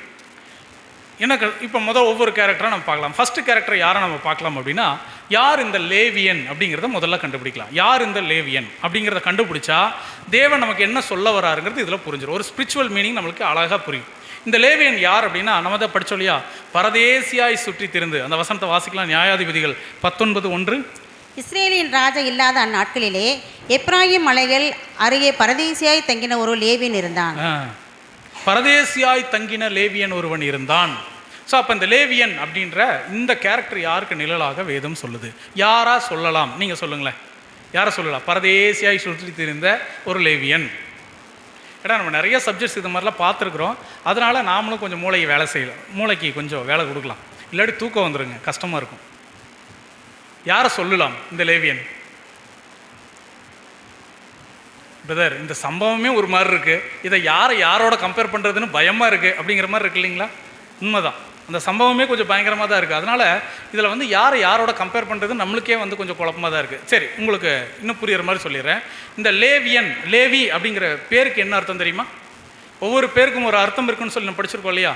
லேவி அப்படிங்கிற பேருக்கு என்ன அர்த்தம் தெரியுங்களா? வாசிக்கலாம். ஆதியாகமம் 29:34. பின்னும் அவள் கர்ப்பவதியாகி ஒரு குமாரனை பெற்று என் புருஷனுக்கு 3 குமாரரை பெற்றபடியால் அவர் இப்பொழுது என்னுடனே சேர்ந்திருப்பார் என்று சொல்லி அவனுக்கு லேவி என்று பெயரிட்டாள். பார்த்தீங்களா, என்னோட சேர்ந்திருப்பார் என்று சொல்லி அவனுக்கு லேவின்னு பேர் வச்சாங்களாம். அப்போ லேவி அப்படின்னா என்ன அர்த்தம் தெரியுங்களா? சேருதல் என்று சொல்லி அர்த்தம். லேவிங்கிற பேருக்கு சேருதல் என்று சொல்லி அர்த்தம். சரி, இப்போ சொல்லுங்க, யார் இந்த லேவியன்? சேருதல்னா யாரோட சேர்றது? கிறிஸ்துவோட சேர்றது. ஒரு பாயிண்ட்டு. நெக்ஸ்ட்டு பிதாவாகிய தேவன் இடத்துல சேர்றது. 2 பேர் தான் இருக்கிறாங்க இல்லைங்களா? அதனால் சொல்லிடலாம். ஸோ ஓகே, சேருதல் அப்படின்னாலே பாருங்கள், பிதாவாகிய தேவனிடத்தில் சேருதல். அதுதான் எப்படி சொல்லலாம் அப்படின்னா, அதாவது இவரை பற்றி, நம்முடைய ஆண்டவரை பற்றி ஒரு வசனத்தை வாசிக்கலாம். சகரியா தீர்க்க தரிசன புஸ்தகம் 2:10. சீயோன் குமாரத்தியே கெம்பீரித்து பாடு, இதோ நான் வந்து உன் நடுவில் வாசம் பண்ணுவேன் என்று கர்த்தர் சொல்லுகிறார். நான் வந்து உன் நடுவிலே வாசம் பண்ணுவேன் என்று கர்த்தர் சொல்லுகிறார். அடுத்த வசனம் வாசிக்கலாம். அந்நாளிலே அநேகம் ஜாதிகள் கர்த்தரை சேர்ந்து என் ஜனமாவார்கள். நான் உன் நடுவிலே வாசமாயிருப்பேன். அப்பொழுது சேனைகளின் கர்த்தர் என்னை உன்னிடத்தில் அனுப்பினார் என்று அறிவாய். பார்த்தீங்களா, என்னை உன்னிடத்தில் அனுப்பினார் என்று நீ அறிவாய். கரெக்டுங்களா? சரி, இப்போ சொல்லுங்கள், இந்த லேவியன் யார்? இவர் தான் பரதேசியாய் சுற்றி தந்த பரதேசியாய் வந்தார். யார் இவர்? யாரை சொல்லலாம்? இது யாரை பற்றி சொல்லப்பட்ட தீர்க்க தரிசனம் தெரியுங்களா? நம்முடைய ஆண்டவராகிய இயேசு கிறிஸ்துவை பற்றி சொல்லப்பட்ட வசனம். ஏன்னா அவர் பரலோகத்திலிருந்து இந்த பூமிக்கு ஒரு ஸ்திரீயை தேடி தான் வந்தார். ஒரு ஸ்திரீயை தேடி வந்தார். அந்த ஸ்திரீ யாருன்னா விபச்சாரி, மனைவியாக நியமிக்கப்பட்டவள். அவள் விபச்சாரம் பண்ணிட்டா. அந்த ஸ்திரீயை தேடி தான் இவர் இப்போ வந்தார். இப்போ புரியுதுங்களா யாரை அடையாளப்படுத்துதுன்னு? இங்கே நம்முடைய ஆண்டவராகிய இயேசு கிறிஸ்து தான் அந்த இடத்துல வரார். இவருக்கு வசனம் வாசிக்கலாம். வந்தாராங்களாம். மத்தேயு 8:20. அதற்கு இயேசு, நரிகளுக்கும் கொழிகளுக்கும் ஆகாயத்து பறவைகளுக்கும் கூடுகளும் உண்டு, மனுஷகுமாரனுக்கோ தலை சாய்க்க இடமில்லை. மனுஷகுமாரனுக்கோ தலை சாய்க்க இடமில்லை அப்படின்னா இவர் யாருங்க? ஆண்டவர் முதல் வரிகளை வந்திருக்கும் போது நம்முடைய ஆண்டவர் சொல்றாரு, மனுஷகுமாரனுக்கோ தலை சாய்க்க இடமில்லை அப்படின்னா என்ன அர்த்தம் தெரியுங்களா? பரதேசியாய் சுற்றி திரிந்தார். இந்த பூமியே அவருடையது, ஆனால் அந்த பூமியில் எதுவுமே அவருக்குன்னு எடுத்துக்கல. அவர் பரதேசியாய் சுற்றி திரிந்தார். பார்த்தீங்களா? இப்போ புரியுதுங்களா அந்த லேவியன் யார் அப்படிங்கிறது புரியுதுங்களா? இந்த லேவியன் நம்முடைய ஆண்டவராகிய இயேசு கிறிஸ்து, அவர் தான் இந்த பூமியில் பரதேசியாய் வந்தார். அது மாத்திரம் இல்லை, இவர் யார் அப்படின்னு சொல்லி வசனம் சொல்லுதுங்களா? இவர் ஒரு பரதேசி இல்லை, இவர் ஐஸ்வர்யவான் தான், மிகப்பெரிய ஐஸ்வர்யவான். ஆனால் அந்த ஐஸ்வர்யத்தை எல்லாம் விட்டுட்டு வாசிக்கலாம். 2 கொரிந்தியர் 8:9. நம்முடைய கர்த்தராகிய இயேசு கிறிஸ்துவின் கிருபையை அறிந்திருக்கிறீர்களே, அவர் ஐஸ்வர்யம் உள்ளவராய் இருந்தும் நீங்கள் அவருடைய தரித்திரத்தினாலே ஐஸ்வர்யங்கள் ஆகும்படிக்கு உங்கள் நிமித்தம் தரித்திரர் ஆனாரே. உங்கள் நிமித்தம் தரித்திரர் ஆனாரே அப்படின்னா நமக்காகவே அவர் தரித்திரர் ஆனாருங்களாம். புரியுதுங்களா? அப்படின்னா நம்முடைய ஆண்டவர் இயேசு கிறிஸ்து யாருங்க? ஒரு பரதேசியாய் சுற்றி திரிந்தார் இல்லைங்களா? நாம் ஒருத்தர் திட்டணுன்னு எப்படி திட்டுவோம்? பரதேசின்னு திட்டுவோம் இல்லையா? அந்த பரதேசி இல்லை, இது அந்த பரதேசி இல்லை. இந்த பரதேசி அப்படிங்கிறது என்னன்னா, அதாவது எதுவுமே இல்லாத எல்லாவற்றையும் விட்டுட்டு வந்த ஒரு நிலைமையை அங்கே அடையாளப்படுத்துது. நம்முடைய ஆண்டவராக இயேசு கிறிஸ்து தான் அந்த லேவியன். லேவினாலே சேருதல். அவர் பாருங்கள், இந்த பூமியில் வந்து தேவன் கொடுத்த வேலையை செஞ்சு முடிச்சுட்டு நம்முடைய பிதாவாகிய தேவன்கிட்ட போய் சேர்ந்துக்கிட்டார். கரெக்டுங்களா? அதுதான் லேவி, அதுதான் லேவியன். பிதாவாகிய தேவனிடத்தில் போய் சேர்ந்து கொண்டார். அதனால தான் நம்முடைய ஆண்டவராகிய இயேசு கிறிஸ்துவை தான் இந்த இடத்துல லேவியன் என்று சொல்லப்படுறதை நம்ம கவனிக்கலாம். புரியுதுங்களா? சரி, அடுத்தது இந்த லேவியன் எப்படி இருந்தார் அப்படின்னா, நம்ம ஏற்கனவே படித்தோம் இல்லைங்களா? இவனுக்கு ஒரு மனைவி இருந்துச்சு. அடுத்து இந்த மனைவி யாருங்கிறத கண்டுபிடிக்கணும். அதில் வாசிக்கலாம், நியாயாதிபதிகள் 19:1. இஸ்ரேலின் ராஜா இல்லாத நாட்களிலே எப்ராயிம் மலைகள் அருகே பரதேசியாய் தங்கின ஒரு லேவியன் இருந்தான். அவன் யூதாவில் உள்ள பெத்லகேம் ஊராளாகிய ஒரு ஸ்திரீயை தனக்கு மறுமனையாட்டியாக கொண்டிருந்தான். ஒரு ஸ்திரீயை தனக்கு மறுமனையாட்டியாக கொண்டான். அவள் அவனுக்கு துரோகம் பண்ணி விபச்சாரம் பண்ணினாள். சரி, சொல்லுங்க, இப்ப இந்த லேவியனுடைய மறுமனையாட்டி யாருக்கு நிழலாக வேதம் சொல்லுது? அது வந்து இஸ்ரேல் ஜனங்களை அடையாளப்படுத்துது. ஏன்னா இஸ்ரேல் ஜனங்க கிட்ட தான் தேவன் ஒரு உடன்படிக்கை செஞ்சு, இல்லைங்களா? உடன்படிக்கை யார்கிட்ட செய்வாங்க? ஒரு கணவன் மனைவி கிட்ட செய்கிறதான உடன்படிக்கை. பிதாவாகிய தேவன் அப்படி தாங்க உடன்படிக்கையே செஞ்சார். இஸ்ரேல் ஜனங்க கிட்ட ஒரு உடன்படிக்கை செஞ்சா இந்த அம்மா என்ன தெரியுங்களா பண்ணிருச்சு? தன்னுடைய அதாவது கணவனுக்கு துரோகம் பண்ணிட்டு, அதாவது வேசித்தனம் செய்தாள். அது எதை அடையாளப்படுத்துது அப்படின்னா, உண்மையான கடவுளை விட்டுட்டு, தன்னை கூப்பிட்ட தேவனை விட்டுட்டு அந்நிய தேவர்களை பின்பற்றி போனாள். தனக்காக நிறைய விக்கிரகங்களை உண்டாக்கி கொண்டாள்.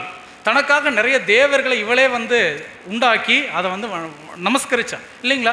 பாருங்கள், தேவன் மேலே போய் அந்த மோசே கட்டளை வாங்கிட்டு வர்றதுக்குள்ளேயே கீழே பொன் கன்றுக்குட்டி, அந்த பொன் கன்றுக்குட்டி பார்த்து சொல்கிறாங்க, நீங்கள் தான் என்னை வந்து எகிப்துலேருந்து வழி நடத்துனீங்க, இனிமேலே எங்களை வழி நடத்துங்கன்னு பொன் கன்றுக்குட்டிகிட்ட போய் பேசிகிட்டு இருக்காங்க. அப்போ இந்த ஜனங்கள் யார் அப்படின்னா, பாருங்கள், கூப்பிட்டு அந்த சமுத்திரத்தினாலும் மேகத்தினாலும் அவர்களுக்கு ஞானஸ்நானம் பண்ண, நம்ம படிக்கிறவங்களை 1 கொரிந்தியர் 11 படிப்போம். அவ்வளவு அழகாக கூட்டிகிட்டு வந்து கொண்டு வந்து தேசத்தில் சேர்க்கலான்னு சொல்லி கூட்டிகிட்டு வந்து இவங்களுக்கு பிரமாணத்தை வாங்கிட்டு வர்றதுக்குள்ளேயே இந்த ஜனங்க என்ன பண்ணிட்டாங்கன்னா, விக்கிரகங்களை தனக்காக உண்டாக்கினார்கள். உண்மை தேவனை விட்டுட்டு பாகால் அப்படிங்கிற கடவுளை வணங்கினாங்க. அடுத்தது நிறைய அஷ்டரோத்துகளை போன்ற கடவுள்களை அவங்க வணங்கினாங்க. இவங்க காலகாலமாக இவங்க எப்படி தான் இருந்தாங்கன்னா, உண்மையான தேவனை விட்டு தொடர்ந்து சோரம் போயிட்டே இருந்தாங்க. அதுதான் இந்த இடத்துல சொல்கிறாரு, அதாவது ஒரு விபச்சார ஸ்திரீ தன் கணவனுக்கு துரோகம் செய்து போனாள் அப்படின்னு சொல்லி அந்த இடத்துல சொல்கிறார். சரி, இப்போ அந்த லேவியினுடைய மறுமனையாட்டி யாருங்க? இஸ்ரேல் ஜனங்க. இவங்க இந்த அம்மா என்ன பண்ணிச்சுங்களாமா? பாருங்கள், வாசிங் சிஸ்டர். அவள் அவனுக்கு துரோகமாய் விபச்சாரம் பண்ணி அவனை விட்டு யூதா தேசத்துக்கு பெத்லகேம் ஊராயிருக்கிற தன் தகப்பன் வீட்டுக்கு போய் அங்கே 4 மாதம் வரைக்கும் இருந்தாள். தன்னுடைய தகப்பன் வீட்டுக்கு போய் அங்கே 4 மாதம் அந்த அம்மா குடியிருந்துருச்சுங்களா? அந்த 4 மாதம் எதை அடையாளப்படுத்துது தெரியுங்களா? பாருங்க, ஒரு நிழல் சொன்னால் பக்காவாக பொருள் பொருந்தும். எந்த விதத்துலையும் அது அங்கே இங்கே பிசிறு தட்டாது. தேவன் அவ்வளோ அழகாக வேதத்துக்குள்ளே தன்னுடைய திட்டத்தை வைப்பார். 4 மாதம் அந்த அம்மா தன்னுடைய புருஷனை விட்டு போயிடுச்சு. அந்த 4 மாதம் எதை அடையாளப்படுத்த தெரியுங்களா? 400 வருஷங்கள். 400 வருஷங்கள். மல்கியா தீர்க்க தரிசன புஸ்தகத்திலிருந்து மத்தேயு எழுதின சுவிசேஷம் வரைக்கும் தேவன் இஸ்ரேல் ஜனங்களோட சுத்தமாகவே தொடர்பு கொள்ளலை. 400 வருஷங்கள் உண்மையான தேவனை விட்டு இவங்க சோரம் போய் ரொம்ப தூரம் போயிட்டாங்க. அப்படி 400 வருஷம் தூரம் போன அந்த தன்னுடைய அதாவது மறுமனையாட்டியை தேடி தான் அந்த லேவியன் வரார். புரியுதுங்களா? இப்போ அழகாக உங்களுக்கு நிழல் பொருந்துதான். அந்த இடத்துல பாருங்கள், அவர் வரார். எதுக்காக வரார்னா, தன்னுடைய மறுமனையாட்டியை கூட்டிகிட்டு போகலான்னு சொல்லி வரார். 4 மாதம் கழித்து வரார். ஆனால் அந்த அம்மா யார் வீட்டுக்கு போயிடுச்சு அப்படின்னா, தன்னுடைய தகப்பன் வீட்டுக்கு போயிடுச்சு. அவருடைய தகப்பன் யாருங்கிறத நம்ம கண்டுபிடிக்கணும். முதலாவது, இந்த விபச்சாரம் செய்த இந்த ஸ்திரீ இஸ்ரேல் ஜனங்க தானா அப்படிங்கிறதுக்கு வேதத்தில் வசனத்தில் வாசிக்கலாம். வாசிங்களேன். எரேமியா 3ஆம் அதிகாரம் 20வது வசனம். ஒரு மனைவி தன் புருஷனுக்கு துரோகம் செய்வது போல இஸ்ரேல் வம்சத்தாராகிய நீங்கள் எனக்கு துரோகம் செய்தது மெய் என்று கர்த்தர் சொல்லுகிறார். எப்பேற்பட்ட வார்த்தை பார்த்தீங்களா? அழகா தேவன் வந்து அதை அப்படி அப்படியே பொருத்தி காட்டுறாரு பாருங்க. ஒரு மனைவி தன் புருஷனுக்கு துரோகம் செய்வது போல இஸ்ரேல் வம்சத்தாராகிய நீங்கள் எனக்கு துரோகம் பண்ணிட்டீங்க. தேவன் சொல்றார். தேவன் இஸ்ரேல் ஜனங்களை பார்த்து சொல்றார், நீங்கள் எனக்கு துரோகம் பண்ணிட்டீங்க சொல்றார். அதுல 2ஆம் அதிகாரம் 5வது வசனம். கர்த்தர் சொல்லுகிறது என்னவென்றால், எங்களை எகிப்து தேசத்திலிருந்து வரப்பண்ணினவரும் அவாந்திர வெளியும் பள்ளங்களும் உள்ள தேசமும் வறட்சியும் மரண இருளுமுள்ள தேசமும் ஒருவனும் கடவாமலும் ஒரு மனுஷனும் குடியிராமலும் இருக்கிற தேசமுமான வனாந்தரத்தில் எங்களை நடத்துகிறவருமாகிய கர்த்தர் எங்கே என்று உங்கள் பிதாக்கள் கேளாமல் அடுத்த வசனம் வாசிங்க. என்னை விட்டு தூரப்பட்டு மாயையை பின்பற்றி வீரனாய் போகிறதுக்கு என்னிடத்தில் என்ன அநியாயத்தை கண்டார்கள். தேவன் வந்து இஸ்ரேல் ஜனங்களை பார்த்து சொல்றாரு, என்னை விட்டு தூரம் பட்டு, அதாவது மாயையை பின்பற்றி வீணாய் போகிறதற்கு என்னிடத்தில் என்ன அநியாயம் கண்டீர்கள் அப்படிங்கிற ஒரு வார்த்தை கேட்குறாரு. ஏன்னா இந்த அம்மா என்ன பண்ணுச்சுங்க, தன்னுடைய புருஷனுக்கு துரோகம் பண்ணிட்டு, அதாவது வேசித்தனம் செய்து தன் தகப்பன் வீட்டுக்கு ஓடி போயிடுச்சு இல்லையா. இங்கே ஆண்டவர் கேட்குறாரு பாரு, எங்கிட்ட என்ன அநியாயம் கண்டுபிடிச்சு என்னை விட்டு நீங்கள் தூரம் போனீங்க, என்னை விட்டு ஏன் போனீங்க அப்படின்னு சொல்லி தேவன் கேட்குறாரு. ஸோ அப்போது அவளை விட்டு தூரம் போன அந்த குரூப் யார் அப்படின்னு கேட்டிங்கன்னா இஸ்ரேல் ஜனங்கள். அதனால தான் இந்த இடத்துல பாருங்கள், பெண்ணுக்கு ஒப்பிட்டு அதை பேசுகிறத நம்ம கவனிக்கலாம். இஸ்ரேல் ஜனங்கள் வசனம் வாசிக்கலாம். அதுலேயே எரேமியா 3ஆம் அதிகாரம் 8வது வசனம். சீரியட்டு இஸ்ரேல் என்பவள் விபச்சாரம் பண்ணின முகாந்தாரங்கள் எல்லாவற்றின் நிமித்தமும் நான் அவளை அனுப்பிவிட்டு அவளுடைய தள்ளுதற் சீட்டை அவளுக்கு கொடுத்த போதும் அவளுடைய சகோதரராகி யூதா என்கிற துரோகி பயப்படாமல் இவளும் போய் வேசித்தனம் பண்ணினால் இதை நான் கண்டேன் அப்படின்னு சொல்லி சொல்றாரு. இஸ்ரேல் ஜனங்களை பத்தி சொல்றாரு பாருங்க. சீர்கெட்ட இஸ்ரேல் என்பவள் விபச்சாரம் பண்ணின முகாந்திரம் எல்லாவற்றின் அதாவது மீதும் உள்ள நான் அவளை அனுப்பிவிட்டு, நான் துரத்திட்டேன், அவளை விட்டு நான் அனுப்பிச்சிட்டேன்.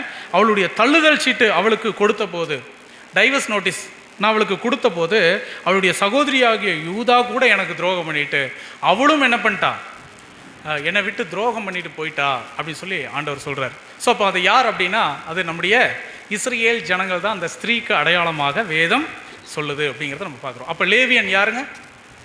நம்முடைய ஆண்டவராக இயேசு கிறிஸ்து. கிளியராக இருக்கா? ஏதாவது உங்களுக்கு டவுட் வந்தால் நீங்கள் கேட்டுடலாம். கிளியராக இருக்குல்ல? இந்த லேவியன் நம்முடைய ஆண்டவராக இயேசு கிறிஸ்து. அந்த லேவியனுடைய மறுமனையாட்டி யாருங்க?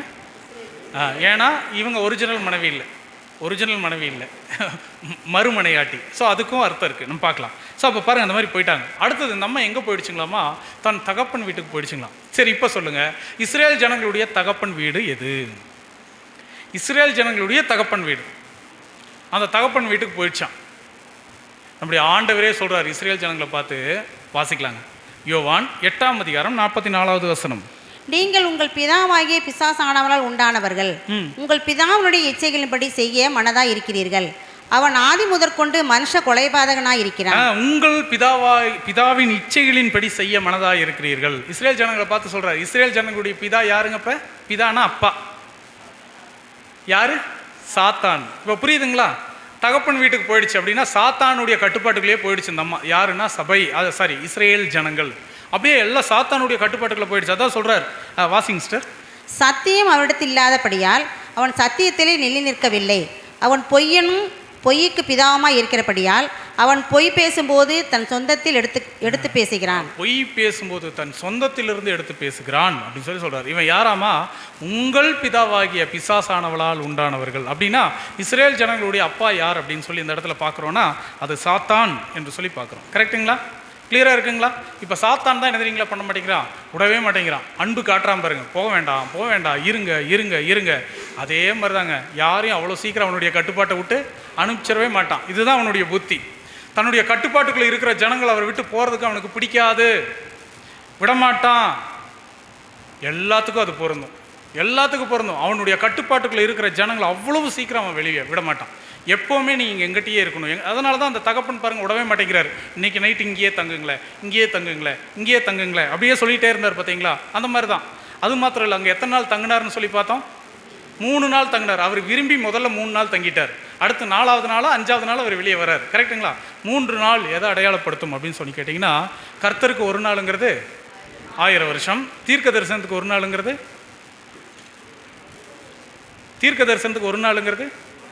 1 வருஷம். கரெக்டுங்களா?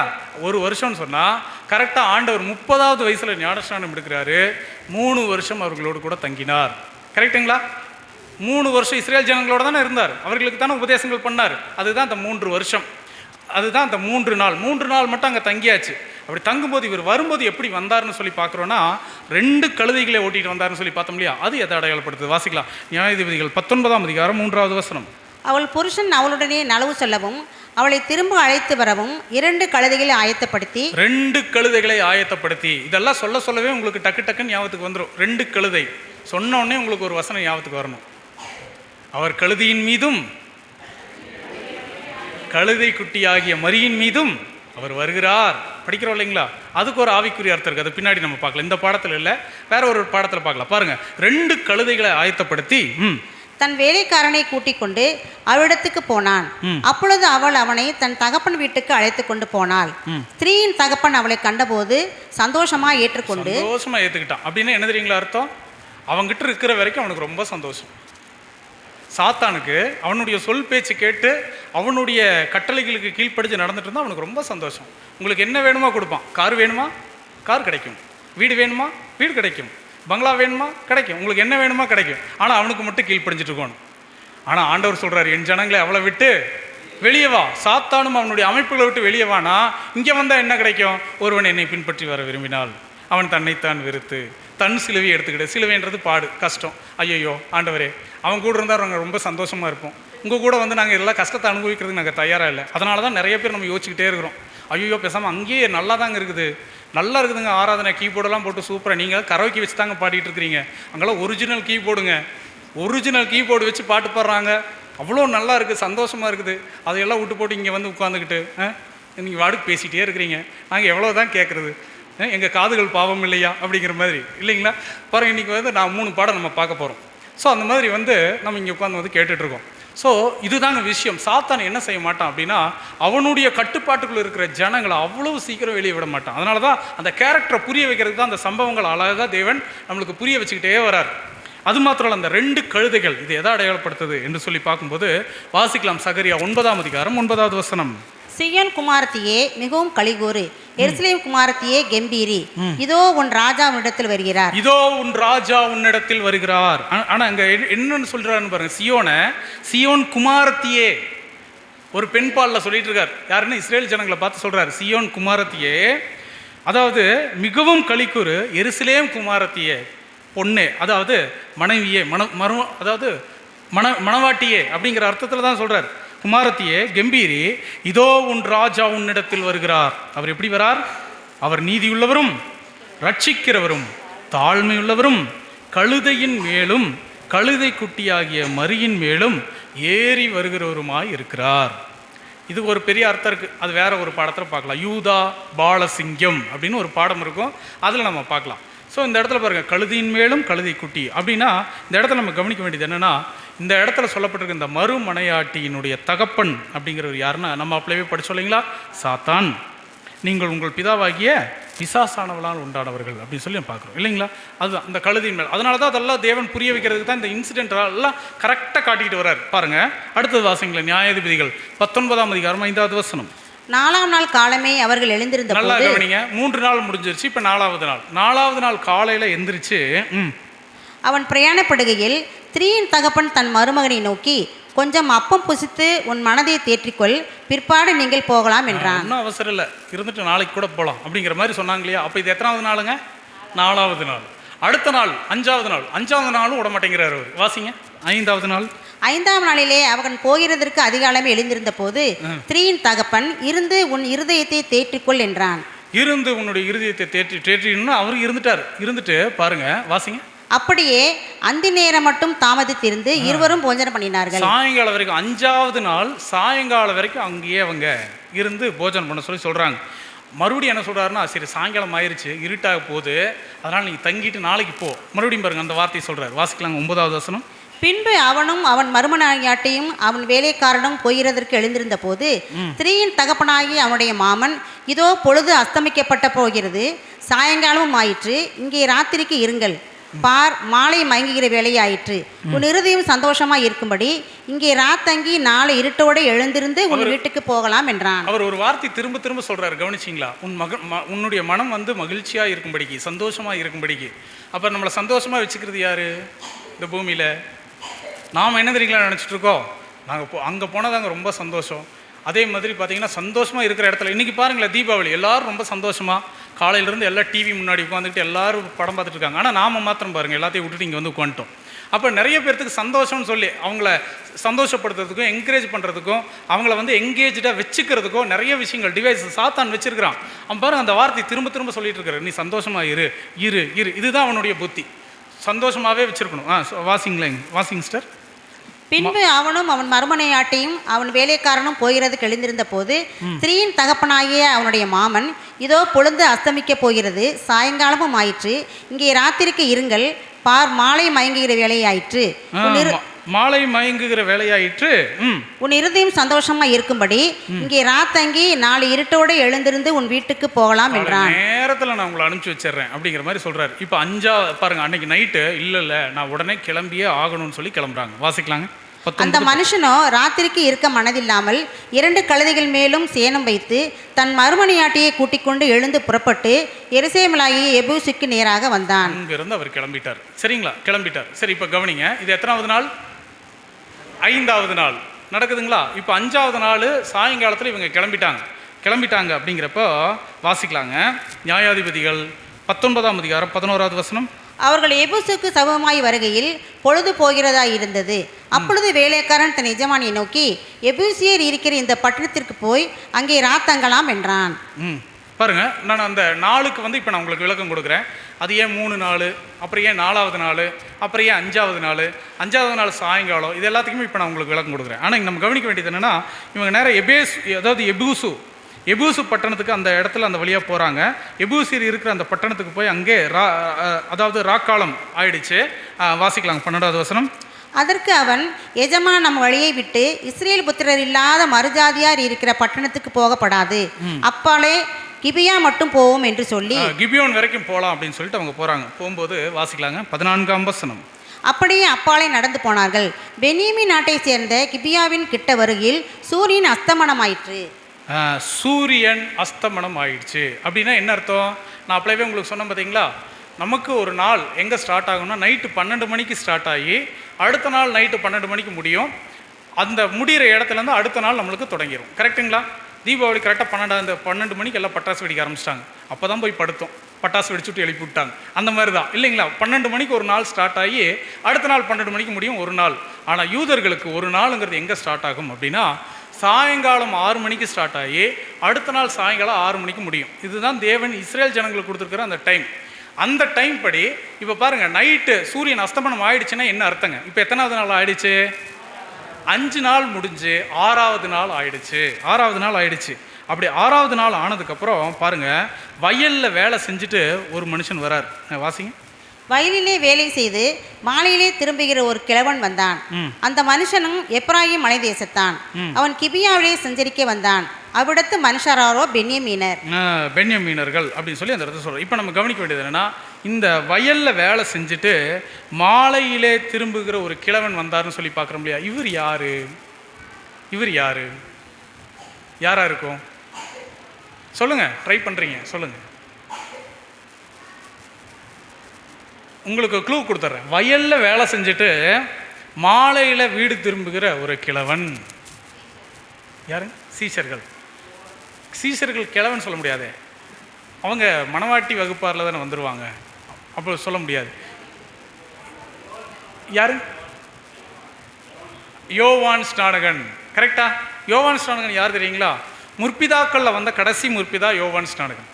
முற்பிதாக்களில் வந்த கடைசி முற்பிதா யாருன்னா யோவான் ஸ்நானகன். அப்படின்னா முற்பிதாக்களுடைய காலம், அதாவது பழைய ஏற்பாடு யூதர் யுகம் இருக்கு இல்லையா, அங்கிருந்து வர்றவங்களை எல்லாத்தையும் நம்ம என்னென்னு சொல்கிறோங்க? முற்பிதாக்கள் சொல்கிறோம் இல்லையா? அதில் வந்த கடைசி முற்பிதாவாக இருந்தவர் யாருன்னா நம்முடைய யோவான் ஸ்நானகன் இருக்கார் இல்லையா? அவர் தான் காலையிலிருந்து வேலை செஞ்சுட்டு அப்போ அதோட அந்த முற்பிதாக்கள், அதாவது இஸ்ரேல் ஜனங்களுக்கு கொடுக்கப்பட்ட அந்த காலப்பகுதி முடிகிற டைமில் வராரு பாருங்கள். வேலையெல்லாம் முடிச்சுட்டு மாலையில் வீடு திரும்புகிற ஒரு கிழவன் யார் அப்படின்னு கேட்டிங்கன்னா, அவங்க எல்லாமே முற்பிதாக்களை அடையாளப்படுத்தும். குறிப்பாக யோவான் ஸ்நானகனை அடையாளப்படுத்தும். யோவான் ஸ்நானகன் முற்பிதாக்கள் அவங்கள தான் அடையாளப்படுத்துது. கரெக்டாக? அப்படின்னா இது எந்த டைம்னு புரியுதுங்களா? நம்முடைய ஆண்டவராகிய இயேசு கிறிஸ்துடைய முதல் வருகை. ஸோ அவங்க தான். அப்போ அந்த முற்பிதாக்கள் வந்தோன்னே என்ன செய்கிறாங்க அப்படின்னு சொல்லி கேட்கும்போது நல்லா கவனிக்கலாம். இந்த இடத்துல வயலில் வேலை செஞ்சுட்டு வர்ற இந்த கிழவன் யாருன்னா முற்பிதாக்கள். இந்த முற்பிதாக்கள் தான் வந்து என்ன செய்கிறாங்கன்னா அவங்களுக்கு அதாவது இடமே கொடுக்குறாங்க. யாருக்கு இடம் கொடுத்தாங்க அப்படின்னா, முதல்ல யோவான் ஸ்நானகன் வந்து யாருக்கு சுவிசேஷம் சொன்னாருங்க? இஸ்ரேல் ஜனங்களுக்கு சொல்கிறார். என்ன சொல்கிறாரு தெரியுங்களா? விரியன் பாம்பு குட்டிகளே, வரும் கோபத்துக்கு தப்பிக்கொள்ள வகை காட்டினவன் யார்? கோடாரியானது வேறு அருகே வைக்கப்பட்டிருக்கிறது, நல்ல கனி கொடாத மரமெல்லாம் வெட்டுண்டு அக்கினியிலே போடப்படும். இப்போவே மனம் திரும்புங்கன்னு சொன்னார். அப்போ பாருங்கள், அவர் கரெக்டாக எங்கே வந்து வேலை செய்கிறாருன்னு கேட்டிங்கன்னா, ஒரு வயல். அந்த வயலுங்கிறது இஸ்ரேல் ஜனங்க தான் அந்த வயல். அந்த வயலில் வேலையை முடிச்சுட்டு வந்திருக்கிறார். இப்போ கடைசியாக அவங்க தான் வந்தாங்க.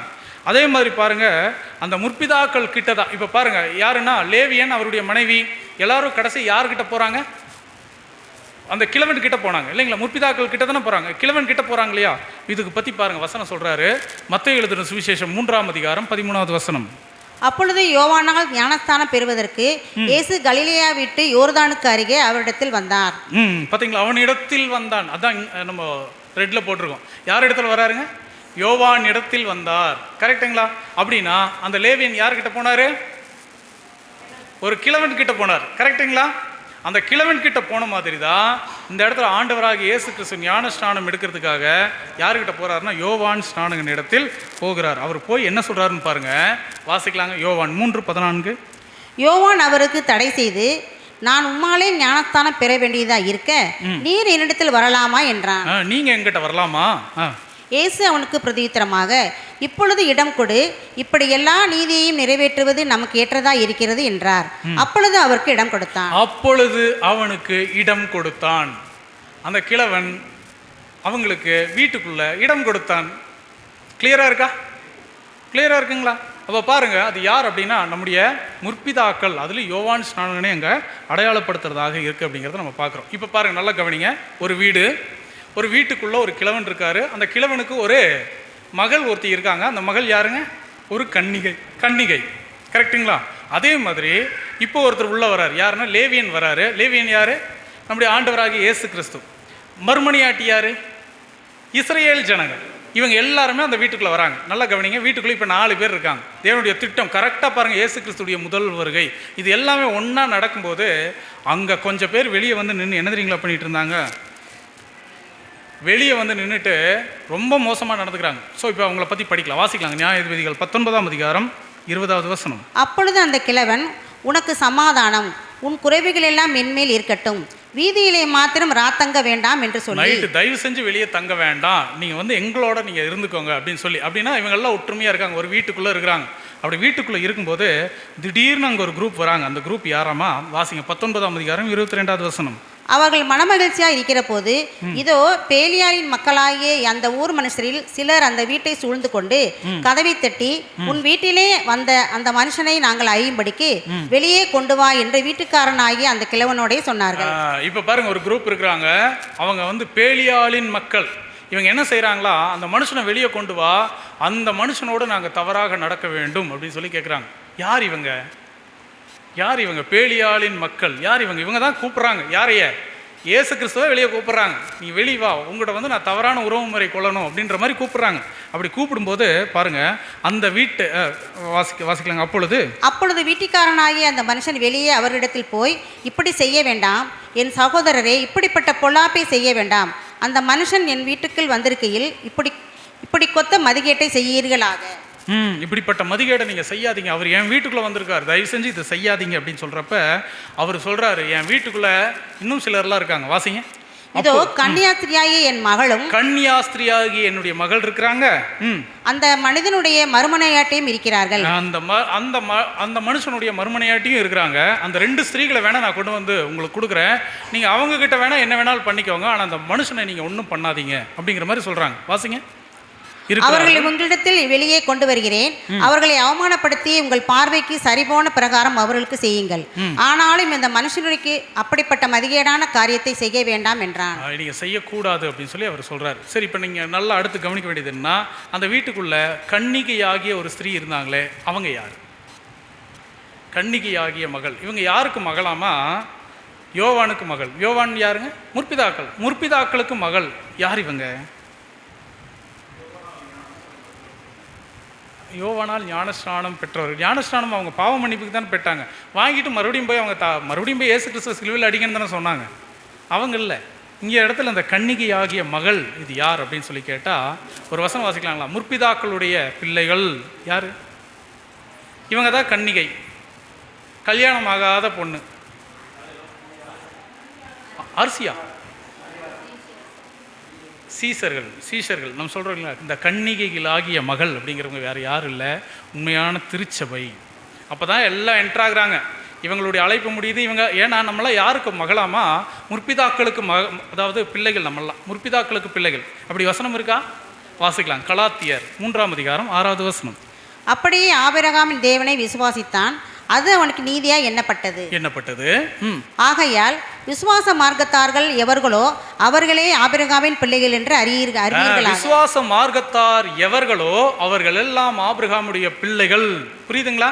அப்படின்னா முற்பிதாக்களுடைய பிள்ளைகள் யாருன்னா திருச்சபை தான். ஏன்னா முற்பிதாக்களுடைய குணத்தை காட்ட வேண்டியவங்க யூதர்கள், இஸ்ரேல் ஜனங்க. அவங்க காட்டல, அவங்க தான் மறுமனையாட்டி. ஆனால் காட்ட வேண்டியவங்க யாருன்னா இவங்க தான். ஆனால் இவங்களை பற்றின பாடமே இதில் இல்லை. இவங்களை பற்றின ஒரு விஷயம், சபையை பற்றின ஒரு முக்கியம். ஏன்னா அப்போ அவங்க வீட்டுக்குள்ளே இருக்காங்கன்னு மட்டும்தான். அதே மாதிரி இவங்ககிட்ட தவறாக நடந்துக்கிட்டாங்களா? அவங்ககிட்டையும் நடந்துக்கல இல்லைங்களா? சார், அப்போ அடுத்து நம்ம கவனிக்க வேண்டியது என்னென்னா பாருங்கள், நியாயாதிபதிகள் 19ஆம் அதிகாரம் 25வது வசனம் வாசிங்க. அந்த மனுஷன் அவன் சொல்லை கேட்கவில்லை. அப்பொழுது அந்த மனுஷன் தன் மறுமனையாட்டியை பிடித்து அவர்களிடத்தில் வெளியே கொண்டு வந்து விட்டான். நல்ல கவனிங்க. தன்னுடைய மறுமனையாட்டிய கையை பிடிச்சி கூட்டிட்டு வந்து கதவை திறந்து அவளை வெளியே விட்டுட்டு இவர் கதவை சாத்திக்கிட்டார். ஸோ இப்போ சொல்லுங்கள், அவர் நம்முடைய ஆண்டவராக இயேசு கிறிஸ்து தானே? மறுமனையாட்டி யார்? இஸ்ரேல் ஜனங்க தானே? இஸ்ரேல் ஜனங்களை கதவை திறந்து வெளியே விட்டு கதவை சாத்திக்கிட்டாரா? ஆண்டவர் சாத்திக்கிட்டார். என்ன தெரியுங்களா நடந்துச்சு? வாசிக்கலாங்க. மத்தேயு எழுதின சுவிசேஷம் 12ஆம் அதிகாரம் 38வது வசனம். அப்பொழுது வேதபாரகரிலும் பரிசேயரிலும் சிலர் அவரை நோக்கி, போதகரே, உம்மால் ஒரு அடையாளத்தை காண விரும்புகிறோம். இவங்களை கொண்டு வந்து யாருக்கிட்ட ஒப்படைக்கிறாருன்னு கேட்டிங்கன்னா, அந்த பேலியாளின் மக்கள். இந்த பேலியாளின் மக்கள் யார்? இவங்க தான் அவங்கள வந்து ரொம்ப மோசமாக நடத்துனது. இந்த பேலியாளின் மக்கள் யாராமா பாருங்க, வேத பாரகரும் பரிசேயரும் அவரை நோக்கி, போதகரே, உம்மால் ஒரு அடையாளத்தை காண விரும்புகிறோம் என்றார்கள். உங்களால் எங்களுக்கு ஒரு அடையாளத்தை காணணும் அப்படின்னு சொல்லி கேட்குறாங்க. அப்படி கேட்கும்போது ஆண்டவர் சொல்கிற அந்த வார்த்தை தான் ரொம்ப முக்கியமான வார்த்தை. வாசிங்க, மத்தேயு 12:39. அவர்களுக்கு அவர் பிரதியுத்தரமாக, இந்த பொல்லாத விபச்சார சந்ததியார் அடையாளத்தை தேடுகிறார்கள். பொல்லாத விபச்சார சந்ததியார் அடையாளத்தை தேடுகிறார்கள். சரி, இப்போ சொல்லுங்க, அந்த வெளியே இருந்த அந்த பேலியாளின் மக்கள் யார் தெரியுங்களா? யார் இவங்க? வேதபாரகர், பரிசேயர், சதுசேயர், இந்த மாதிரி இருந்தாங்க இல்லையா? அந்த இஸ்ரேல் ஜனங்களை வழி நடத்திட்டு இருந்தாங்க பார்த்தீங்களா? இவங்க தாங்க அந்த பேலியாளின் மக்கள். ஏன்னா ஆண்டவரே சொல்லிட்டார், பொல்லாத விபச்சார சந்ததியார்னு சொல்லிட்டார். பொல்லாத விபச்சார சந்ததியார், நீங்கள் வந்து அடையாளத்தை தேடுறீங்கன்றார். ஸோ அப்போ பாருங்கள், நல்லா கவனிங்க. இவங்க தான் இஸ்ரேல் ஜனங்களை ரொம்ப மோசமாக நடத்தினாங்க. ரொம்ப மோசமாக. இயேசு கிறிஸ்து வந்திருக்கிறார், ராஜா வந்திருக்கிறார். ராஜா கிட்ட நேரம் வழி நடத்த வேண்டிய நிலைமையில் இருந்தவங்க தான் இவங்க. ஆனால் இவங்க என்ன செஞ்சாங்களா? இயேசு கிறிஸ்துவையும் கொலை பண்ணுறதுக்கு வகை தேடுறாங்க. அதான் இயேசு கிறிஸ்துக்கிட்ட, அதான் அந்த மனுஷன்கிட்ட தவறான உறவு கொள்றதுக்கு எப்படி போராடினாங்க, அந்த மாதிரி இயேசு கிறிஸ்துவையும் வந்து அவரை பேரை கெடுத்து அவர் இல்லாதபடி அவரை கொலை செய்கிறதுக்கு பலமுறை வகை தேடுறாங்க. அதே மாதிரி பாருங்கள், இஸ்ரேல் ஜனங்களையும் கடைசியில் எங்கே கொண்டுட்டு வந்து பண்ணிட்டாங்கன்னா, அந்த ஒட்டுமொத்த இஸ்ரேல் ஜனங்களையும் மிக மோசமான நிலைமைகளை கொண்டுட்டு வந்து அவங்கள விட்டு விடிய அந்த அம்மா வந்து அவ்வளோ பெரிய துன்பத்தை அவங்க அனுபவிச்சாங்க. ஸோ அப்படி அனுபவிக்கிறதுக்கு முக்கியமான காரணம் என்ன அப்படின்னு கேட்டிங்கன்னா, இந்த பேலியாளின் மக்கள் இவங்க செஞ்சது தான். இன்னொரு வசனம் கூட வாசிக்கலாங்க. மத்தேயு 3ஆம் அதிகாரம் 7வது வசனம். பரிசேயரிலும் சதுசேயரிலும் அநேகர் தன்னிடத்தில் ஞானஸ்தானம் பெறும்படி வருகிறதை அவன் கண்டு, விரியன் பாம்பு குட்டிகளே, வரும் கோபத்துக்கு தப்பித்துக்கொள்ள உங்களுக்கு வகை காட்டினான் யார்? வகை காட்டினவன் யார்? பார்த்தீங்களா? அதாவது விரியன் பாம்பு குட்டிகளை யோவான் ஸ்நானகன் சொல்கிறார். இவங்கெல்லாம் யாராமா? விரியன் பாம்பு குட்டிகள், விஷம். அதனால தான் ஆண்டவர் சொன்னார், புளித்த மாவை குறித்து எச்சரிக்கையாக இருங்கள், பரிசேயர்கள் சதுசேயர்களுடைய புளித்த மாவை குறித்து எச்சரிக்கையாக இருங்கள்ங்கிறார் மத்தேயு 23ஆம் அதிகாரத்தில். ஸோ பாருங்கள், இந்த ஜனங்கள் அப்படிப்பட்டவங்களாக தான் இருந்தாங்க. தவறான உபதேசம், இஸ்ரேல் ஜனங்களை தவறாக வழி நடத்தி அவர்களை கொண்டுட்டு வந்து மிக மோசமான நிலைமைக்குள்ள கொண்டுட்டு போன நிலைமையில தான் அவங்க இருந்தாங்க. ஏன் இப்படி ஒரு உதாரணத்தை சொல்லணும்? ஏன் தேவன் அப்படி ஒரு உதாரணத்தை சொல்கிறாருன்னா, அப்படி சொன்னால் தாங்க அது நம்மளுக்கு புரியும். அதனால தான் அவ்வளவு ஆழமான ஒரு அர்த்தத்தை தேவன் வந்து நம்மளுக்கு புரிய வைக்கிறார். அந்த ஜனங்கள், இஸ்ரேல் ஜனங்களை மிக மோசமாக நடத்தினாங்க. மோசமாக நடத்தி கடைசியில் என்ன தெரியுங்களா ஆச்சு? செத்தே போச்சு. அந்த அம்மா செத்தே போச்சு. வாசிக்கலாங்க. நியாயாதிபதிகள் 19ஆம் அதிகாரம் 26வது வசனம். விடியற் காலத்திற்கு முன்னே அந்த ஸ்திரீ வந்து வெளிச்சமாக மட்டும் அங்கே தன் எஜமான் இருந்த வீட்டு வாசற்படியிலே விழுந்து கிடந்தாள். பார்த்தீங்களா, வீட்டு வாசலில் வந்து நம்ம விழுந்து கிடக்குது, வீட்டு வாசலில் வந்து விழுந்து கிடக்குது. சரி, இப்போ சொல்லுங்கள், வீட்டு வாசல் அப்படின்னு சொன்னோன்னே பைபிள் ஒரு ஞாபகத்துக்கு வரணும். வசனம் வாசிக்கலாம், அடுத்த வசனம் கூட 19ஆம் அதிகாரம் 27வது வசனம். அவள் எஜமான் காலமே எழுந்திருந்து வீட்டின் கதவை திறந்து தன் வழியே போக புறப்படுகிற போது, இதோ அவன் மறுமனையாட்டியாகிய ஸ்திரீ வீட்டு வாசலுக்கு முன்பாக தன் கைகளை வாசற்படியின் மேல் வைத்தவளாய் கிடந்தாள். ரெண்டுக்கும் மிகப்பெரிய அர்த்தம் இருக்குது. தன்னுடைய கையை, அதான் வாசப்படியில் நம்ம கிடக்குது, ஆனால் தன்னுடைய கையை வந்து வாசப்படி மேலே வச்சுட்டு நம்ம செத்து போயிருக்கு. இது எதை அடையாளப்படுத்துது? இப்போ சொல்லுங்களேன், வாசப்படின்னு சொன்னோன்னே உங்களுக்கு ஒரு வசனம் பைபிள் ஞாபகத்துக்கு வந்திருக்கணும். நானே வாசல் ஆண்டவர் சொன்னார் இல்லையா? வசனம் வாசிக்கலாம். யோவான் 10ஆம் அதிகாரம் 1வது வசனம். மெய்யாகவே நான் உங்களுக்கு சொல்லுகிறேன், ஆட்டுத் தொழுவத்துக்குள் வாசல் வழியாய் பிரவேசியாமல் வேறு வழியாய் ஏறுகிறவன் கள்ளனும் கொள்ளைக்காரனுமாய் இருக்கிறான். கள்ளனும் கொள்ளைக்காரனுமாய் இருக்கிறான். அடுத்த வசனத்தில் சொல்றாரு, நானே வாசல். இப்போ அவங்க நம்ம எங்க வந்து விழுந்து கிடக்குதுங்க? வாசல்ல வந்து விழுந்து கிடக்குது. அப்படின்னா யாருக்கிட்ட வந்து விழுக போகுதுன்னு அர்த்தங்க. ஆக்சுவலாக இது ஒரு சரித்திரம், பெரிய சரித்திரம். இந்த அம்மாவை ரொம்ப மோசமான நிலைமையில் ஒப்பு கொடுத்தாங்க இல்லையா? அது பின்னாடி நம்ம படிக்கலாம். இவங்க உலகமெல்லாம் சிதறடிக்கப்பட்டாங்க, யூதர்கள் அடிக்கப்பட்டு 2000 வருஷமாக இவ்வளோ பெரிய துன்பத்தை அவங்க அனுபவிச்சாங்க. 2000 வருஷமாக யூதர்கள் எவ்வளோ பெரிய துன்பத்தை அனுபவிச்சாங்கன்னு புரியறதுக்காக தான் நிழலில் பார்த்தோம். நியாயாதிபதிகள் 19ஆம் அதிகாரத்தில் விடிய அந்த அம்மாவை போட்டு ரொம்ப சீரழித்து காலையில் அந்த அம்மா செத்தே போச்சு. எங்கன்னா வாசப்படியில் வந்து செத்து போச்சு. அந்த நிலைமையில தான் யூதர்களும் இருந்தாங்க 2000 வருஷமாக. 2000 வருஷமாக அவங்களுடைய நிலைமை அதுதான் சொல்ல வர்றார். நானே வாசல், என் வழியாய் உள்ளே ஒருவன் பிரவேசித்தால் சொல்கிறார் இல்லைங்களா? அப்படின்னா ஆண்டவராகிய இயேசு கிறிஸ்து கிட்ட ஒரு நாள் வரப்போகிறாங்க. வாசப்படி மேலே தன்னுடைய கையை வச்சுட்டாங்க. கையை வச்சாங்கன்னா என்ன அர்த்தங்க? வாசப்படி மேலே தன்னுடைய 2 கையை வச்சாச்சுன்னு என்ன அர்த்தம்? அவர்கிட்ட உதவி கேட்க போகிறாங்கன்னு அர்த்தம். உதவி கேட்க போகிறாங்க. இந்த இஸ்ரேல் ஜனங்களுடைய நிலைமை. ஒரு நாள் திரும்ப வருவார்கள். தன்னுடைய கையை கொண்டுட்டு வந்து எங்கே தெரியுங்களா வச்சுருப்பாங்க? வாசப்படி மேலே வச்சுருப்பாங்க. இயேசு கிறிஸ்து மேலே கொண்டுட்டு வந்து இயேசு கிறிஸ்து ஒரு நாள் தேடுவாங்க. இன்றைக்கி இருக்கிற யூதர்கள் தேடுறாங்களா? இன்றைக்கி திரும்பி வந்துட்டாங்க. இன்றைக்கும் இயேசு கிறிஸ்துவை அவங்க வந்து ஏற்றுக்கவே இல்லை. இன்னும் எங்களுக்கு மேசியா வருவார்னு தான் சொல்லிட்டு இருக்காங்களே தவிர இன்னும் ஏற்றுக்கல. ஆனால் ஒரு நாள் ஏற்றுக்குவாங்க. அதான் அந்த தீர்க்க தரிசனம் சொல்லுது. அந்த கையை கொண்டுட்டு வந்து வாசப்படியில் கொண்டு வந்து வைப்பாங்களாம். வாசிங்க, நியாயாதிபதிகள் 19ஆம் அதிகாரம் 28வது வசனம். எழுந்திருந்து போவோம் என்று அவன் அவளுடைய சொன்னதற்கு பிரதியுத்தரம் பிறக்கவில்லை. அப்பொழுது அந்த மனுஷன் அவளை கழுதையின் மேல் போட்டுக்கொண்டு பிரயாணப்பட்டு தன்னிடத்திற்கு போனான். அடுத்த வசனம். அவன் தன் வீட்டுக்கு வந்தபோது ஒரு கத்தியை எடுத்து தன் மறுமனையாட்டியை பிடித்து அவளை அவனுடைய எலும்புகளோடும் கூட 12 துண்டாமாக்கி அவளை 12 துண்டுகளாக வெட்டினார்னு சொல்லியிருந்தா மட்டும் பரவாயில்ல. மாறாங்க என்ன தெரியுங்களா சொல்றாரு? எலும்புகளோடு கூட 12 துண்டுகளாக வெட்டினார்னு சொல்றாரு. எலும்புகளோடு கூட 12 துண்டு. பைபிளில் எலும்பு எதை அடையாளப்படுத்துன்னு தெரியுங்களா? ஆண்டவராகிய இயேசு கிறிஸ்துடைய எலும்புகளில் ஒன்றும் முறிக்கப்படுவதில்லை. ஏன் முறிக்கப்படுவதில்லை? எலும்புன்னா எதை அடையாளப்படுத்துது தெரியுங்களா? புதுசாக கேட்டிருக்கிற சிஸ்டர்ஸ் யாராவது ட்ரை பண்ணுவீங்கன்னு பார்த்தேன். எலும்பு அப்படிங்கிறது எதை அடையாளப்படுத்துது இல்லை? விசுவாசத்தை அடையாளப்படுத்தும். ஏங்க பிரதர், நீங்கள் பாட்டுக்கு எதோ ஒன்று சொல்லுவீங்க, இது விசுவாசம், அது பாட்டுக்கு சத்தியம், அது பாட்டுக்கு அது, இது பாட்டுக்கு இதுன்னு நீங்கள் பாட்டுக்கு இஷ்டத்துக்கு சொல்லுவீங்க. நாங்கள் கேட்டு போகணுமா? எங்கே வசனம் இருக்குது? இப்போ வசனம் காட்டுறோம். வசனம் இல்லாமல் நம்ம பேச மாட்டோம் இல்லைங்களா? தெரியும் பிரதர் சிஸ்டர்ஸ்க்கு. ஸோ அப்போ பாருங்கள், அவளை 12 துண்டுகளாக எலும்புகளோடு கூட 12 துண்டுகளாக்கி இஸ்ரேலினுடைய எல்லையெல்லாம் அனுப்பின மாதிரி தான் ஒரு குரூப். இதை பார்த்து அந்த ஜனங்க சொன்னாங்களாமா. வாசிங்க 30வது வசனம், கடைசி வசனம்.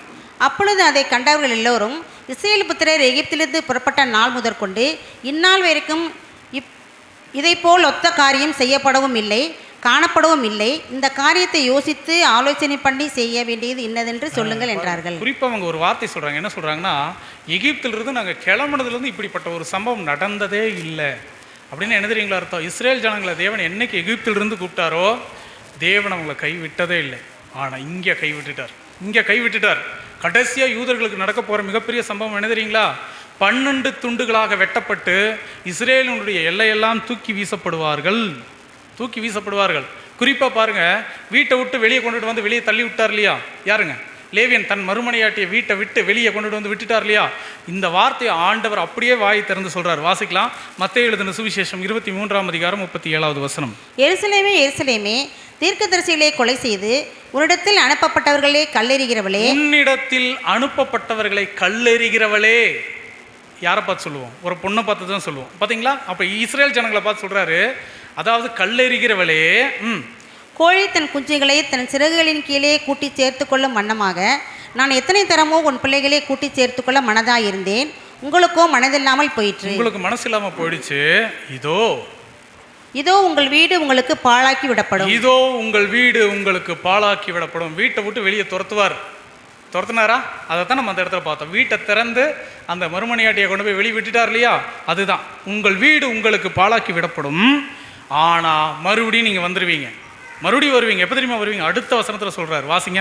23ஆம் அதிகாரம் 39வது வசனம். கர்த்தருடைய நாமத்தினாலே வருகிறவர் ஸ்தோத்தரிக்கப்பட்டவர் என்று நீங்கள் சொல்லும் அளவும் இது முதல் என்னை காணாதிருப்பீர்கள் என்று உங்களுக்கு சொல்லுகிறேன் என்றார். இது முதற் கொண்டு என்னை காணாதிருப்பீர்கள் என்று மெய்யாகவே சொல்கிறேன். கர்த்தருடைய நாமத்தினாலே வருகிறவர் ஸ்தோத்தரிக்கப்படத்தக்கவர் நீங்கள் ஒரு நாள் சொல்லுவீங்க. அதுதான் வாசப்படியில் வந்து தன்னுடைய கையை வச்சுட்டு அந்த அம்மா விழுந்து அங்கே தான் செத்து போச்சு இல்லைங்களா? அப்படின்னா வாசல்படியை தேடி வரும்.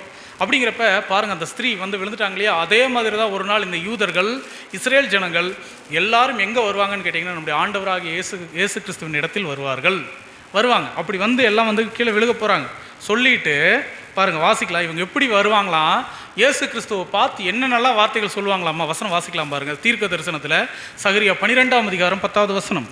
நான் தாவீது குடும்பத்தாரின் மேலும் எருசலேம் குடிகளின் மேலும் கிருபையின் ஆவியை, விண்ணப்பங்களின் ஆவியை ஊற்றுவேன். தாவீதின் குடும்பம், எருசலேமின் குடிகள், இது எல்லாருமே இஸ்ரேல் ஜனங்களை பற்றி சொல்றாரு. இஸ்ரேல் ஜனங்க மேல அதாவது ஆவியை ஊற்றுவேன், கிருபையின் ஆவியை ஊற்றுவேன். அப்பொழுது அவர்கள் தங்கள் குத்தின எண்ணெய் நோக்கி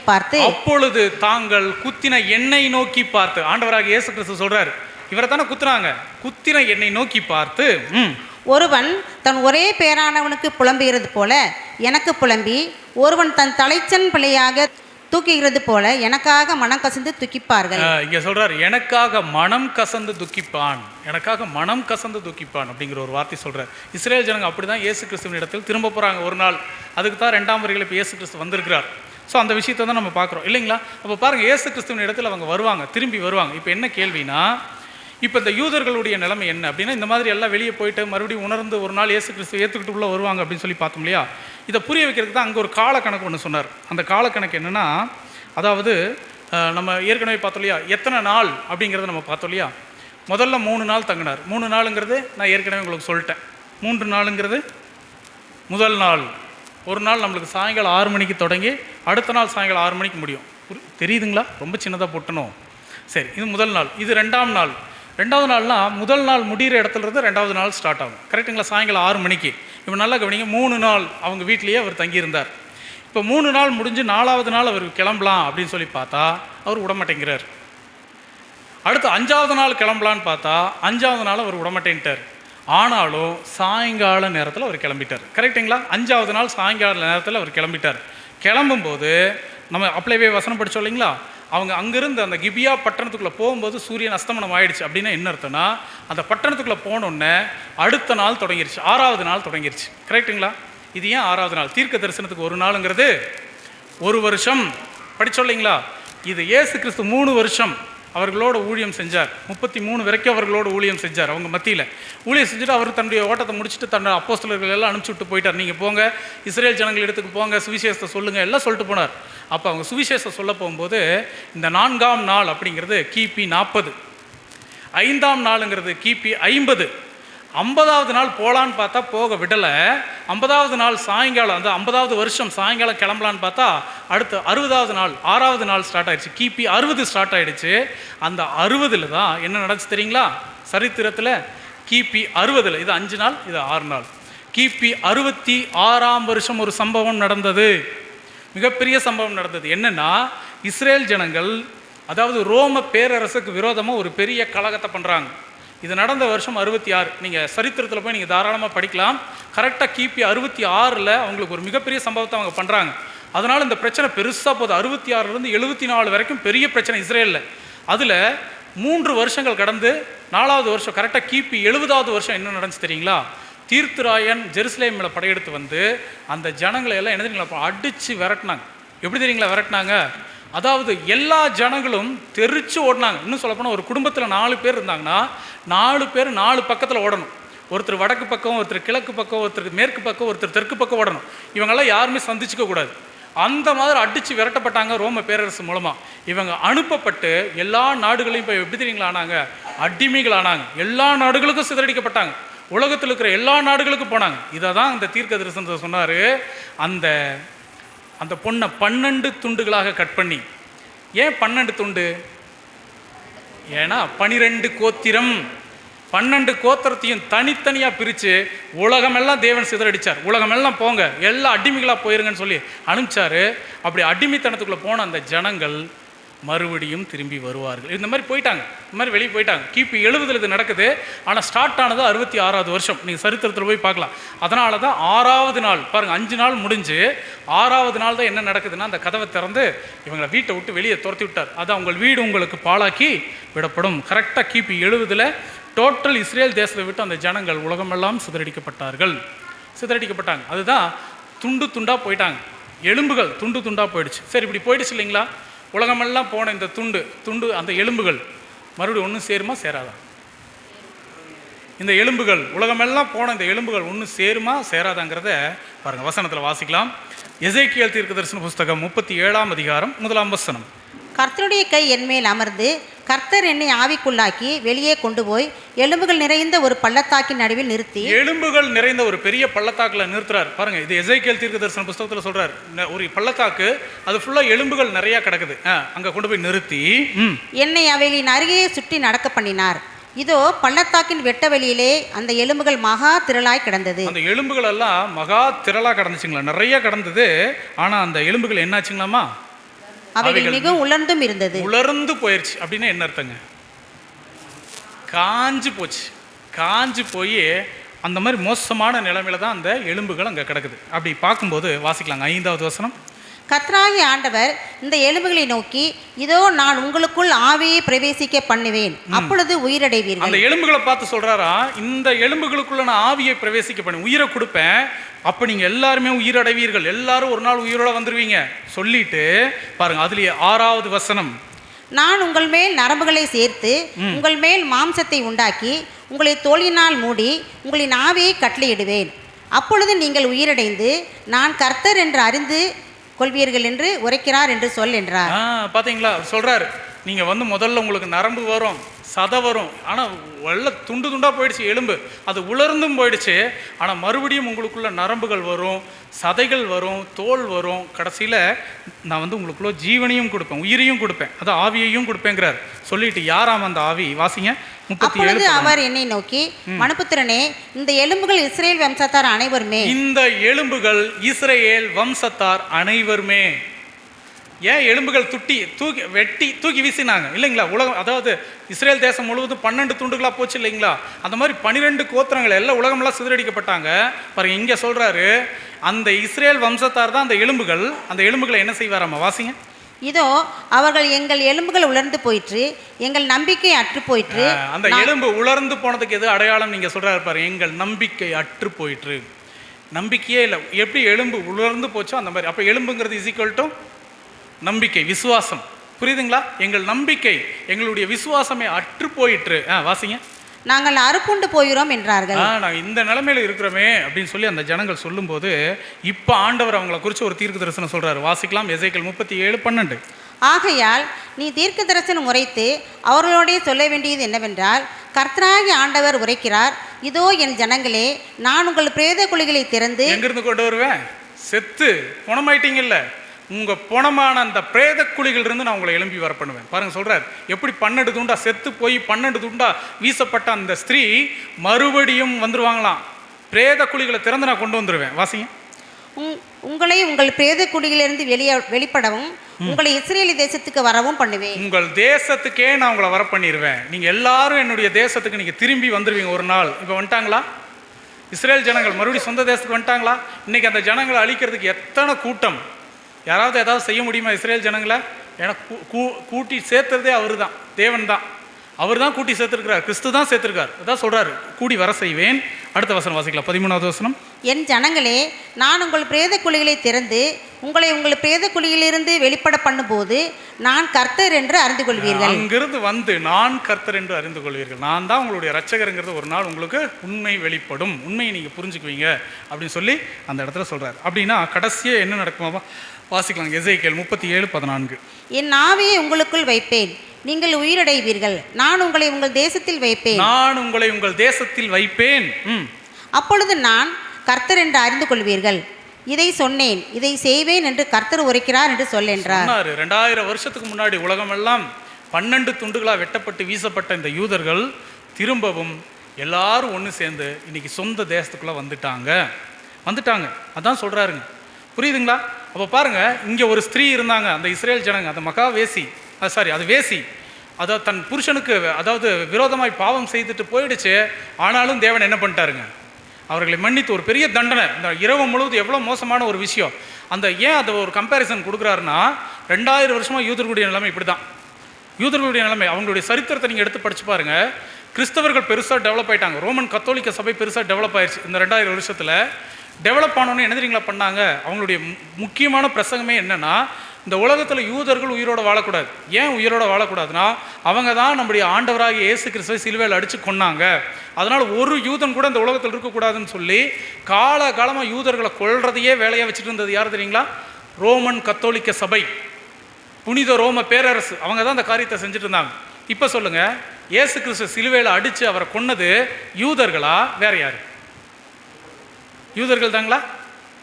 ஏசாயா 53:10 சொல்லுது, கர்த்தரோ அவரை நொறுக்க சித்தமானார். பிதாவாகிய தேவன் தான் இயேசு கிறிஸ்துவை அடிச்சார்னு வசனம் தெளிவாக சொல்லுது. பிதாவாகிய தேவன் தான் இயேசு கிறிஸ்துவை நமக்காக பலி கொடுத்தார். யூதர்கள் பலி கொடுக்கல, யூதர்கள் ஒரு கருவியாக இருந்தாங்க. புரியுதுங்களா? அதுக்காகலாம் இல்லை அங்கே தண்டனை. ஆனால் இவங்க இதை மனசில் வச்சுக்கிட்டு 2000 ஹிட்லருக்கு ஏன் யூதர்கள் கண்டா ரொம்ப பிடிக்கல அப்படின்னு கேட்டிங்கன்னா, யூதர்கள் இயேசு கிறிஸ்துவ சிலுவையில் அடித்தாங்க. இந்த மாதிரி அவங்க மனசில் ரொம்ப ஆழமாக பதிச்சாச்சு. அதனால தான் யூதர்கள் ஒரு யூதன் கூட இந்த பூமியில் இருக்கக்கூடாதுன்னு சொல்லி கொலையாக கொண்டுட்டு இருந்தாங்க 2000 வருஷமாக. அவங்க பட்ட துன்பத்தை தாங்க அந்த இடத்துல சொல்கிறாங்க. அந்த இரவு முழுவதும் அந்த ஸ்திரீ எவ்வளோ பெரிய துன்பத்தை அனுபவிச்சிருப்பாங்க. நம்மளால் கொஞ்சம் கற்பனை பண்ண முடியும் இல்லையா? நம்முடைய மனசில் கற்பனை பண்ண முடியுதுங்களா, முடியலைங்களா? இரவு முழுவதும் அந்த ஸ்திரீயை எவ்வளோ கஷ்டப்படுத்தியிருப்பாங்க. அதே மாதிரி தான் யூதர்களும் 2000 வருஷமாக கஷ்டப்பட்டாங்க. இதை புரிய வைக்கிறதுக்கு தான் அந்த கம்பேரிசனையே தேவன் கொடுக்குறார். 2000 வருஷமாக அந்த கஷ்டத்தை அவங்க அனுபவிச்சுட்டு இப்போ சொந்த தேசத்துக்குள்ளே அந்த ஜனங்கள் வந்திருக்கிறாங்க. இவங்களை மறுபடியும் சேர்த்துக்குவாருங்களா மாட்டாருங்களா? சேர்த்துக்கிட்டார். இன்னைக்கு யூதர்களை சேர்த்துக்கிட்டார். ஆனால் இன்னொரு ஸ்திரீ இருக்கிறாங்க, இதே மாதிரி தன் புருஷனுக்காக நியமிக்கப்பட்ட ஒரு ஸ்திரீ, அவளும் விபச்சாரம் பண்ணி போயிட்டா அந்த ஸ்திரீக்கு என்ன நடக்கும் அதை பார்த்து இந்த படத்தை முடிச்சிடலாம். இன்னொரு ஸ்திரீ இருக்கிறாங்க. அந்த ஸ்திரீ யாரு? அந்த ஸ்திரீ பேர் என்ன தெரியுங்களா? அவள் பேரே மகாவேசி. இவளை பற்றி பைபிளில் வசனம் வாசிக்கலாம். வாசிங்க. வெளிப்படுத்தின விசேஷம் 17:3. ஆவிக்குள் என்னை வனாந்திரத்திற்கு கொண்டு போனான். அப்பொழுது 7 தலைகளையும் 10 கொம்புகளையும் உடையதும் தூஷணமான நாமங்களால் நிறைந்ததுமான சிவப்பு நிறமுள்ள மிருகத்தின் மேல் ஒரு ஸ்திரீ ஏறி இருக்க கண்டேன். ஒரு மிருகத்தின் மீது ஏறி இருக்கிற ஒரு ஸ்திரீயை கண்டேன். ஒரு ஸ்திரீயை பார்க்குறாங்க, ஒரு பொண்ணு. அந்த பொண்ணு யாராமா? அந்த ஸ்திரீ இரத்தாம்பரமும் சிவப்பான ஆடையும் அறிந்து பொன்னினாலும் இரத்தனத்தினாலும் முத்துக்களினாலும் சிங்காரிக்கப்பட்டு தன் வேசித்தனமான அருவருப்புகளாலும் அசத்தினாலும் நிறைந்த பொற்பாத்திரத்தை தன் கையிலே பிடித்திருந்தாள். இங்க சொல்றாரு பாருங்க, அந்த ஸ்திரீ என்ன பண்ணுச்சுங்களாமா? தன் வேசித்தனமாகிய அருவருப்புகளினாலும் அசுத்தத்தினாலும் நிறைந்த பொற்பாத்திரத்தை கையில் வச்சுட்டு இருக்குங்களாம். பொற்பாத்திரத்தை கையில் வைத்திருக்க கண்டேன். அந்த ஸ்திரீ யாரு? வாசிங்க. வெளிப்படுத்தின விசேஷம் 17:5. மேலும் ரகசியம், மகா பாபிலோன் வேசிகளும் பூமியிலுள்ள அருவருப்புகளும் தாய் என்னும் நாமம் அவள் நெற்றியில் எழுதியிருந்தது. மேலும் ஒரு ரகசியம் இருக்கு, மகா பாபிலோன். இந்த மகா பாபிலோன் அப்படிங்கிறது தான் ரோமன் கத்தோலிக்க சபை. அவர்களுடைய பிள்ளைகள் தான் புராட்டஸ்டன்ட் சபைகள். இவங்களை தான் வேசின்னு சொல்றார். பாருங்க, ரகசியம் வேசிகளுக்கும் பூமியில் உள்ள அருவருப்புகளுக்கெல்லாம் வேசிகளுக்கெல்லாம் தாய்ங்களாம். எல்லா வேசிகளுக்கும் இந்த அம்மா தாயே, பூமியில் இருக்கிற எல்லா அருவருப்புகளுக்கும் தாய் இந்த அம்மா. யார் அப்படின்னா ரோமன் கத்தோலிக்க சபையும் புராட்டஸ்டன்ட் சபைகளை பற்றியும் பேசுகிறார். இவங்க அப்படி இருக்கிறாங்க. அவள் நெற்றியில் அந்த மாதிரி எழுதியிருக்கு நாமம். இதுக்கெல்லாம் பின்னாடி நம்ம வெளிப்படுத்தின விசேஷம் தனி பாடமாக நம்ம பார்க்கலாம். அடுத்த வசனம் வாசிங்களேன். 15வது வசனம். பின்னும் அவன் என்னை நோக்கி, இந்த வேசி உட்கார்ந்திருக்கிற தண்ணீர்களை கண்டாயே, அவைகள் ஜனங்களும் கூட்டங்களும் ஜாதிகளும் பாஷைக்காரருமா. அந்த அம்மா வந்து திரளான தண்ணீர்கள் மேலே உட்காந்துட்டு இருக்குது. அந்த தண்ணீர் என்னன்னு சொல்றாருன்னா அதுதான் ஜனங்கள், கூட்டங்கள், ஜாதிகள், பாஷைக்காரர் இவங்க மேலே தான் உட்காந்துக்கிட்டு தன்னுடைய ஆளுகை நடத்திட்டு இருக்கு. ஏன்னா இன்னைக்கு அவ்வளோ கூட்டம், அவ்வளவு பணம், அவ்வளோ சொத்து எல்லாம் இருக்கு. ஜனங்கள் தான் அதை தூக்கி நிறுத்திட்டு இருக்காங்க. சொல்றாரு இந்த மாதிரி இருக்கிறாங்க, இந்த அம்மாவை என்ன செய்ய போறார் தேவன். அந்த ஒரு ஸ்திரீக்கு என்ன நடந்துச்சுங்க? மன்னிப்பு கிடச்சி மறுபடியும் வந்துருச்சா இல்லையா? சிதறடிக்கப்பட்டாங்க, திரும்ப வந்துட்டாங்களா இல்லையா இஸ்ரேல் ஜனங்க? ஆனால் இந்த அம்மாவை என்ன செய்ய போறாருன்னு மட்டும் பாருங்களேன். வாசிங்க, வெளிப்படுத்தின விசேஷம் 17ஆம் அதிகாரம் 16வது வசனம். நீ மிருகத்தின் மேல் கண்ட 10 கொம்புகளானவர்கள் அந்த வேசியை பகைத்து அவளை பாலும் நிர்வாணமாக்கி எப்படி அங்க நடந்துச்சோ அதே மாதிரி இந்த அம்மாவையும் நிர்வாணப்படுத்துவாங்க. நிர்வாணம் அப்படிங்கிறது எதை அடையாளப்படுத்த தெரியுங்களா? அவர்கள் செய்த எல்லா அக்கிரமமும் ஒரு நாள் வெளிவரும். அவர்கள் செய்த அத்தனை பாவங்களும் உலகத்துக்கு எல்லாத்துக்கும் தேவன் படம் போட்டு காட்டுவார். 2000 வருஷமா இவங்க இவ்வளோ பெரிய அக்கிரமம் செய்தாங்க, அதான் நிர்வாணமாக்கப்படுவாள். அவளுடைய மாம்சத்தை பட்சித்து அவளை நெருப்பினால் சுட்டெரித்து போடுவார்கள். அந்த மாம்சத்தை நெருப்பு வச்சே கொளுத்திடுவார். ஒரு பொருளை நெருப்பு வச்சு கொளுத்திட்டா மறுபடியும் என்ன பண்ண முடியாதுங்க, எடுக்கவே முடியாது தானே. அதே மாதிரி தான். ஆனால் அந்த ஸ்திரீ அப்படி பண்ணல. அந்த ஸ்திரீ என்ன பண்ணாங்க? இஸ்ரேல் ஜனங்களை 12 துண்டுகளாக வெட்டி எப்படி எல்லா நாடுகளுக்கும் அனுப்புனாங்க இல்லைங்களா? ஆனால் மறுபடியும் திரும்பி வந்துருச்சு அந்த அம்மா, மன்னிக்கப்பட்டு மறுபடியும் சொந்த நாட்டுக்கு வருது. ஆனால் இன்னைக்கு இருக்கக்கூடிய பெயர் சபைகள், பாபிலோன் அமைப்பும் ரோமன் கத்தோலிக்க சபையும் புராட்டஸ்டன்ட் சபைகளையும் தேவன் ஒரு நாள் நெருப்பு வச்சு கொளுத்துவார். அப்படின்னா என்ன அர்த்தம்னா இந்த பூமியில் இருந்ததுக்கான எந்த தடயமும் இல்லாதபடிக்கு அழிக்க போகிறார். அவங்கள அழிக்க போகிறார். ஏன்னா அவள் மகா வேசி, மகா அருவருப்புகளுக்கும் தாய். வசன வாசிக்கல, வெளிப்படுத்தின விசேஷம் 18:7. அவள் தன்னை மகிமைப்படுத்தி செவ்வச்செருக்காய் எவ்வளவோ அவ்வளவாய் வாதையையும் துக்கத்தையும் அவளுக்கு கொடுங்கள். என்ன சொல்ல வர்றாருன்னு பாருங்க. இந்த அம்மா எதை விரும்பிச்சோ அதுவே அந்த அம்மாவுக்கு வாதையா மாறும். அந்த அம்மா பாருங்க, அந்த அம்மா என்ன பண்ணுச்சு? பழைய ஏற்பாட்டில் இஸ்ரேல் ஜனங்க என்ன பண்ணாங்கன்னா வேசித்தனம் பண்ண போயிட்டாங்க. வேசித்தனம் பண்ணி போறாங்கன்னு என்ன அர்த்தம்? அதை விரும்பி தானங்க போறாங்கன்னு அர்த்தம். வேசித்தனம் பண்றதை விரும்பி அந்த அம்மா போச்சு இல்லையா? பின்னாடி என்ன நடந்துச்சுன்னு பாருங்க. இந்த அம்மாவுக்கு, இந்த அம்மா எது விரும்பிச்சோ அது மூலமாகவே இந்த அம்மா செத்துச்சு இல்லையா? ஒரு மரணத்துக்குள்ளே போச்சு இல்லையா? எதை நீ விரும்பினியோ அதுவே உனக்கு தண்டனையாக தேவன் கொடுப்பார். அப்படி கொடுத்துட்டார். யாருக்கு அப்படின்னா இஸ்ரேல் ஜனங்களுக்கு. இவங்களும் அப்படி தான் இருக்கிறாங்க. இவங்க பாருங்க, இவங்க எப்படி இருக்காங்களா? மகிமைப்படுத்தி வாசிங் ஸ்டர். அவள் தன்னை மகிமைப்படுத்தி செவ்வச்செருக்காய் வாழ்ந்தது எவ்வளவோ அவ்வளவாய் வாதையையும் துக்கத்தையும் அவளுக்கு கொடுங்கள். நான் ராஜஸ்திரியாய் வீற்றிருக்கிறேன், நான் கைம்பெண் அல்ல, நான் துக்கத்தை காண்பதில்லை என்று அவள் தன் இருதயத்திலே எண்ணினாள். அந்த அம்மா சொல்லிட்டு இருக்குங்களா, எனக்கு எந்த கஷ்டமும் வராது, நான் நல்லா இருப்பேன், என்னை யாரும் எதுவுமே செய்ய முடியாது, நான் மிகப்பெரிய அமைப்பு, நாங்களாம் எவ்வளோ பெரிய சபை அமைப்பு தெரியுங்களா, எங்களுக்கு கல்லறை இருக்குது தெரியுங்களா, எங்களுக்கு சுடுகாடு இருக்குது தெரியுங்களா, அப்புறம் எங்களுக்கு கல்யாணமெல்லாம் இருக்குது தெரியுங்களா, கல்யாண மண்டபம்லாம் இருக்குது தெரியுங்களா, இப்படியெல்லாம் பேசிகிட்டு இருக்கோம் அந்த அம்மா. அந்த அம்மாவை தேவன் என்ன செய்வார் கடைசியாக பாருங்கள். அடுத்த வசனம் வாசிங்க, வெளிப்படுத்தின விசேஷம் 18:8. ஆகையால் அவளுக்கு வரும் வாதியாகிய சாவும் துக்கமும் பஞ்சமும் ஒரே நாளிலே வரும். எப்படி எதிர்பாராத நேரத்தில் அந்த அம்மாவுக்கு ஒரு அழிவு வந்துச்சோ, இஸ்ரேல் ஜனங்களுக்கு ஒரு அழிவு வந்துச்சோ, அதே மாதிரி இவர்களுக்கும் எதிர்பாராத ஒரு நேரத்தில் ஒரு மகா பெரிய அழிவு அவர்கள் மேலே வரும். பாருங்க, ஒரே நாளில் நடக்கும். அவள் அக்கினியினாலே சுட்டெரிக்கப்படுவாள். அவளை டோட்டலாக தேவன் நெருப்பு வச்சே கொளுத்திடுவார். இன்னைக்கு இருக்கக்கூடிய பெயர் சபைகளை தேவன் நெருப்பு வச்சு கொளுத்துவார். அவளுக்கு நியாய தீர்ப்பு கொடுக்கும் தேவனாகிய கர்த்தர் வல்லமையுள்ளவர், கண்டிப்பா அதை செய்வார் அப்படின்னு சொல்லி தேவன் அந்த இடத்துல முடிக்கிறார். இப்ப பாடம் உங்களுக்கு புரிஞ்சிருக்கும்னு நினைக்கிறேன். இப்ப நம்ம எத்தனை ஸ்திரீகள் பத்தி பார்த்தோம்? முதல்ல ஒரு ஸ்திரீ பத்தி பார்த்தோம். அவங்க யாருன்னா நியாயாதிபதிகள் 19ஆம் அதிகாரத்தில் வந்த ஒரு ஸ்திரீ. இன்னொரு ஸ்திரீயை பத்தி பார்த்தோம், அது இஸ்ரேல் ஜனங்க.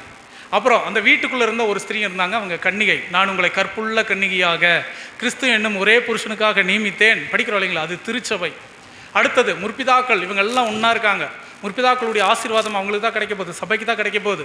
அதே நேரத்தில் எப்படி இன்னொரு மகாவேசி இந்த பூமியில் வந்தாங்களோ, அது யாருன்னு இன்றைக்கி இருக்கக்கூடிய பாபிலோன் அமைப்பு, இவங்களை தேவன் டோட்டலாக நெருப்பு வச்சியே கொளுத்திடுவார் அப்படிங்கிறத இந்த பாடத்தின் மூலமாக தேவன் நமக்கு கற்றுக் கொடுத்துருக்கார். ஸோ இந்த பாடத்திலிருந்து தேவன் நமக்கு கற்றுக் கொடுத்தது, இந்த உலகமெல்லாம் சிதறடிக்கப்பட்ட இஸ்ரேல் ஜனங்க வந்துட்டாங்க, ஆனால் இந்த பாபிலோன் அமைப்பு இருந்த இடம் தெரியாமல் தேவன் அழிக்கப் போகிறார். இது ஆண்டவராக இயேசு கிறிஸ்து செய்ய போகிறார் அப்படிங்கிறத தான் நியாயாதிபதிகள் 19ஆம் அதிகாரத்தில் தேவன் நிழலாக வைத்திருக்கிறார் அப்படிங்கிறத அந்த இதிலிருந்து பார்த்தோம். இவ்வளவு நேரம் பொறுமையாக கேட்ட அன்பு சகோதர சகோதரிகள் யாவருக்கும் கிறிஸ்துவுக்குள்ளான அன்பின் வாழ்த்துக்களையும் நன்றிகளையும் தெரிவித்துக் கொள்கிறேன். நன்றி.